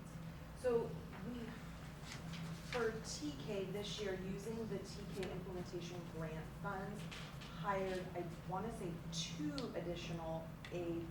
I think we did them both as 6-hour aides. Yep. They stay with So that even class. if that program is a part day, is that part of the concern? I think the aide positions we have are 6-hour positions. Okay. How they get used on campus, I'm not really as much in the loop on that piece, but I know we have positions. see, that's where the concern would be, is how they're used. If they're a 6-hour position, but they're not put with a class that requires that extra person in that room all of the time, it doesn't help much. Well, and it's important for us to look at that and make sure, because we're funding it with that particular funding, Yeah. it That's would it. need to stay with that program. And if they were needing to split it out for some other reason, then there's other things we need to do in terms of the coding and the accounting related to that. Okay. And with that, this I did not find in here as anything mandatory, but I know that it just reminded me that at some sites and some places within the district, there were opportunities where childcare could be set up in addition to the kind of childcare and child development programs we already have. And it's something I just thought I would bring up that we could consider for a future thought. And that, we've discussed it before in this district, but there was never a place to house the children. And so maybe that just reminded me that we can kind of do You that. talking about before school, after school? Both, and that comes up for the next one in M also. And just as a side note, Nuestra Alianza offered their trained aides from their summer program, who are high school students, to trade community service time to work in particular at Brookside, to kind of cover some of that 30 minutes before school starts and, some time after. Wouldn't require money, they would require being signed off so that they can complete their hours. The ones she talked about, it was a cluster of about 8, and they've been trained as aides and worked through the summer. There are others that she was certain, were they notified and their families notified, even though it would be a rotating event, kind of like, okay, 6 weeks you guys are gonna do the chore, another 6 weeks you guys are. And it may not be something that flies, but it would be something to consider, especially when we're dealing in money and additional positions and how that needs to mesh somehow without money. Okay, so that takes care of childcare, I guess. The before and after school. I have a question. Oh, I'm sorry. With regard to the child care and development, this talks about licensed child care facilities and a variety of different things. I'm trying to correlate that with TK. Are they one and the same? Because we're not talking the same language. The state has started to really merge the early childhood stuff, so it does get a little bit interesting to navigate. We do have still a state-funded preschool program that is separate from the TK programs. They have some same requirements, some different requirements. For instance, with the state preschool program, the person who, the teacher for that program, they manage a lot of like licensing and the compliance issues around that. And now, that's now moving a little more into the TK, is that right? So Kathy has been working on some of that stuff? Yeah, because the age for entry into TK is changing with each passing year for the next 3 years. Yeah, September to Right. December, then December September, yeah, then September to January, February, then all the way to June. This has a feel of the state trying really hard to combine about 3 or 4 different programs into one. And even taking a piece of the COVID response, where you were asked to give facilities for licensed childcare. And so I think they've seen that this can possibly work, and utilization of schools in order to make this work. And with the kind of elimination of Head Start, they've called it something different, and they're, again, creating one overall plan to maybe hit on a number of different areas. It just seems messy. I would, well, I think I've been on record before by saying one of the things that the state does is that they just throw a ton of money at you, for these either one-time funds or 2-year funds, and say, we want you to build it, and then they don't really give you a blueprint to build it, they just give you a huge parameters, huge brackets, and go build it, and then tell you what you did wrong later. Yeah. The other thing that's interesting is there are sometimes implications. So when the state is, for instance, trying to meet their Prop 98 minimum guarantee, you will sometimes see them incorporate certain programs into Prop 98. Because they're already funding them. And it sort of gives them credit for that. And I would have to confirm, but I feel like off the top of my head, I think that the UTK, or what do we call it, UTK, the Universal Pre-K is what they're officially calling the TK program. I think that might be a Prop 98 program, and I wonder if that's one of the reasons that sort of the focus is coming from that angle. There's likely other, academic reasons as well, but I have noticed sometimes with the state, there's some interesting choices about how they design a program in how they can give credit under Prop 98. Also, how many preschools do we have or daycare places here in Willits? There are several. Or more, but You we know, want to. Oh, I know, they're expensive. Yeah, That's the thing. and as the Not a question, school, yeah, we could do it. and we're in competition. Yeah. Okay. Okay, then there's also the preschool early child education, which is the letter N, which I don't know if there were any. We're working at N, aren't we? Well, didn't we just finish that with before and after school programs? That was child care, Child care and development, sorry. I started on that offering Nuestra Alianza. I also, oh, excuse me, Sorry, go ahead. whatever you No, said. there were just very few changes in the before and after school program. Oh, okay. Except that I have another question. It talks about 90 minutes. That's Which policy are we talking about? M. Okay. Didn't we just jump to? You just trying to make sure you're on track. I know, I appreciate the help. I have questions about those 90 minutes, if they happen after school, okay, but this also talks about how they happened before. You look confused like Looking me. for 90 minutes, I don't see 90 minutes on this, but I could be skinny to it pretty quickly. Well, let me find the page number. No, that's courses. Unless you're looking at ECD or ELO stuff. Yeah, I know. I thought that was on part of this, if I wasn't mistaken.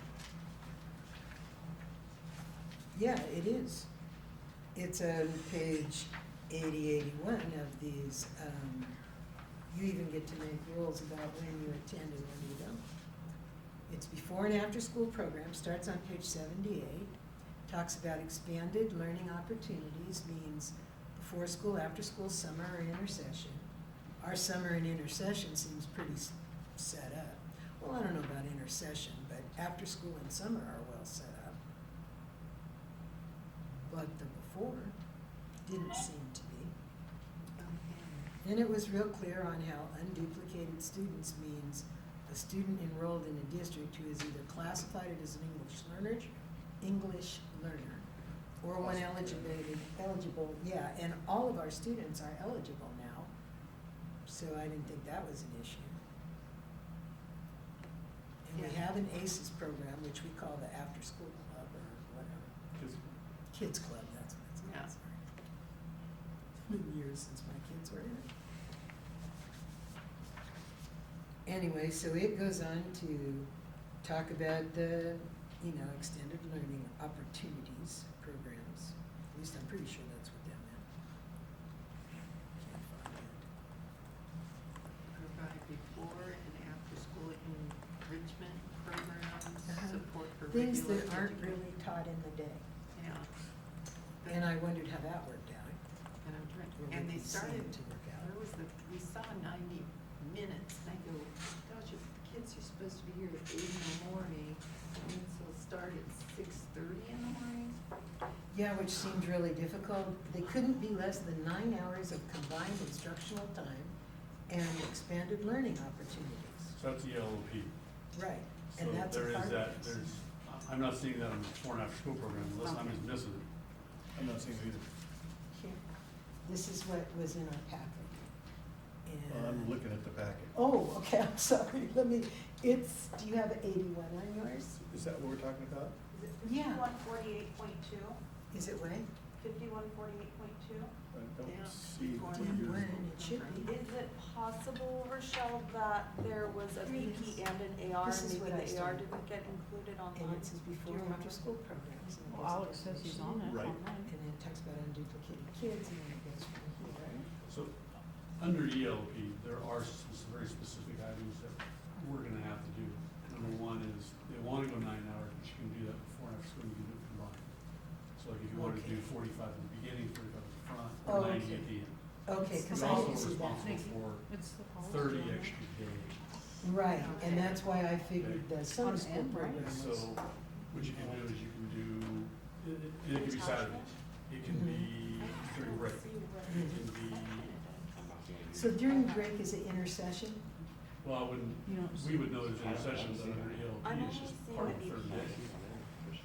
Okay, because I thought intercession meant a space between trimester 1 and trimester You 2. could, We don't do we that. can use whatever term we want. Oh. For their particular purpose, it's just 30 days. I'm like, I don't Oh, For the okay. year. So it'd be like spring break, summer break, Christmas break, Saturday. yeah. And there's a distinction too, where it's like, that's a required offer. It's not required attendance Yes. for every single You student. just have to offer, they don't have to go. They don't have to go. Okay. But if we want the money for it or whatever, we had to have a quota of kids. There had to be some bottom line, it seemed to me. There's a bunch of requirements for that. Yeah, I found tons. And Most of it has to do with the offering of most those. of it is. Okay, And this is another one, as I referred to in the last one, this is definitely one of those things that the state has done. Okay, where they have just told us, give us a plan, nobody has a plan. Yeah. Some people have a plan, and everybody's stealing off of one plan. Where, I Did mean, you find it for so, yours? No, but a lot of what you're talking about is not here. Wow. Well, 5148.2. Michelle ran it off, it's from what we had. She's very efficient, thank you. I really appreciate it. So I guess we're back, is there an issue here? I mean, There only were those questions, which is why I wanted it pulled in the first place. did you get questions? Did you get answers? Pretty much, yeah. Okay. Well, I didn't see where it said I you mean, could split up your 90 minutes, your 30 minutes or 60 or, yeah, no, it was 90 extra, okay? I thought, I don't know how you're gonna get them there in the morning. And then there is a deal that talks about, you know, you can sign notes that say my kid is not gonna be here for today's extra 30, but I still want them to qualify or stay in this program, and they'll be there tomorrow for 45 minutes or whatever. It had some really odd plans of what you were trying to do was get consistency in education, but I, curiosity. Okay. So I guess we're on N now? No, we just did N. Okay, and I didn't find a lot of difference between N and O.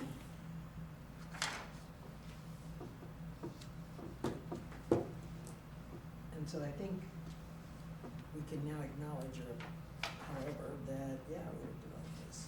So we're good with N as in Nancy? Yeah, I think so. Unless I mean, I wasn't the only one that submitted these. I just don't remember these, so if someone else submitted them and you want to make a comment or do anything, going once, twice, okay. I'm good with it. Alrighty, then we could go to O and think those same thoughts. Any other whatever concerns for that? Okay, yeah, no, Diane and Jeannie and Jennifer. I didn't submit anything except for those two things that I felt were in conflict. Those are the only two. Oh, ones. okay, so then you don't, I don't have have any a problem with concern anything now. else. I just needed clarification. Yeah, that's the biggest deal, I find.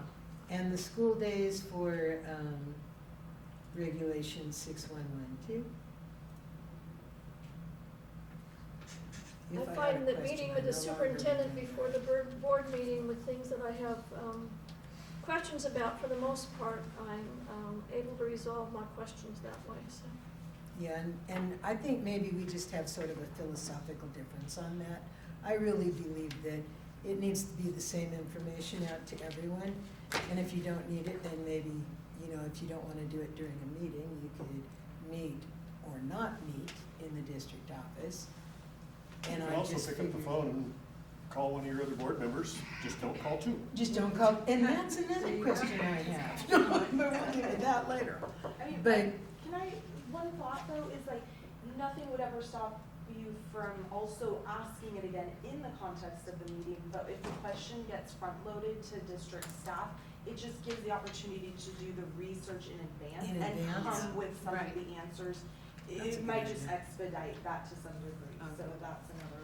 yeah, no, that's good. I was, well, it doesn't matter. But, okay, yeah, okay. So with what you said just now, we wouldn't even necessarily need to meet, but we could just call and say, I have these questions.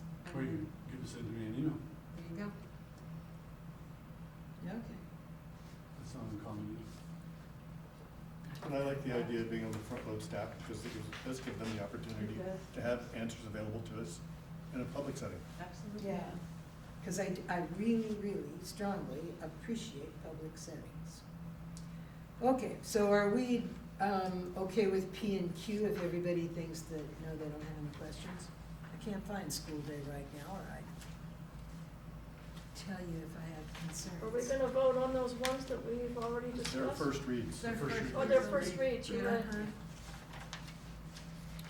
So then, sort of, we're on 12, right? I think so. Items for the next regular board agenda. I turned in a list, or maybe not, maybe it's not a public meeting list, No, you just asked me to do that to in do closed a session. closed session. Oh, okay. And so, if anybody has an idea they'd like to throw out there that they'd like on a board meeting for next month. I thought it was gonna be on this month's agenda. I think I requested it last month, but I'd really like some sort of board discussion on parent transparency. Because I think it's important. I know that in Sark from Willits High School, it was written, we believe that strong parent involvement in our students' education is the #1 indicator of student success. And Bethel Grove Middle School in their SARC says partnerships with families is central to student achievement. So I would really like a discussion on parent transparency, because I think it's crucial for our students' success. So, Transparent communication for parents? yes. What we can be transparent about and what we can't be transparent about would be, I realize that by state law we can't be totally transparent. But I think parents need to know. If I was a parent, I would like to know that. I'm a grandparent, I would like to know that. Interesting, shouldn't some of that stuff just be clearly delineated on our website? And I'm sure we have a packet that goes out to new parents, new students. It doesn't seem to me that Goes out every year, the same packet. well, that's my point, then Yeah. it should be updated, obviously, to fit what's current.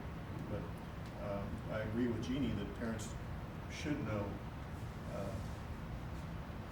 should at least have the opportunity to know what they can and cannot expect from the school district with respect to the information they have access to.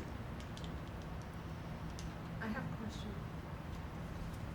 Is it policy now that if a student comes up to a school person who says, I'm really a boy, I want to go by the name of George, that would go into a folder or a file of some kind? That's what you were talking about before, that I gotta bring that to. Right, but if it's not a policy where it's a separate file, then it's a non-issue. That's what I'm asking. Yeah, it has to be in a separate place. I mean, a separate file. But it has to be documented? That's Well, For a teacher to report or make a paper and put it in a file? If a kid comes up to a teacher and says, I realize that I'm really supposed to be a girl, and I want you to call me Anna, does that have to go into a file? Does it have to get written down? If a child has some type of a support plan, that specifies what their pronouns are, if the child is requesting that in our data system, their name is changed to George now, Then that it kind would of be. stuff, then we do have a file, then we do. Okay, that answers my Yeah, question. but Thank you. it's not all, in all cases, there's some kids that say, they'll change, Okay, and that's not. thank you. That answers my question. You have something? Okay, no other things for the next agenda in particular? Yeah, okay. How about we recess to close session? Okay, all right. Or do we? You're gonna adjourn the No. Adjourn the public meeting. meeting. Oh, no. You're recessing. You're right. Okay. We're at closed session. No. Then we'll adjourn the meeting. Okay.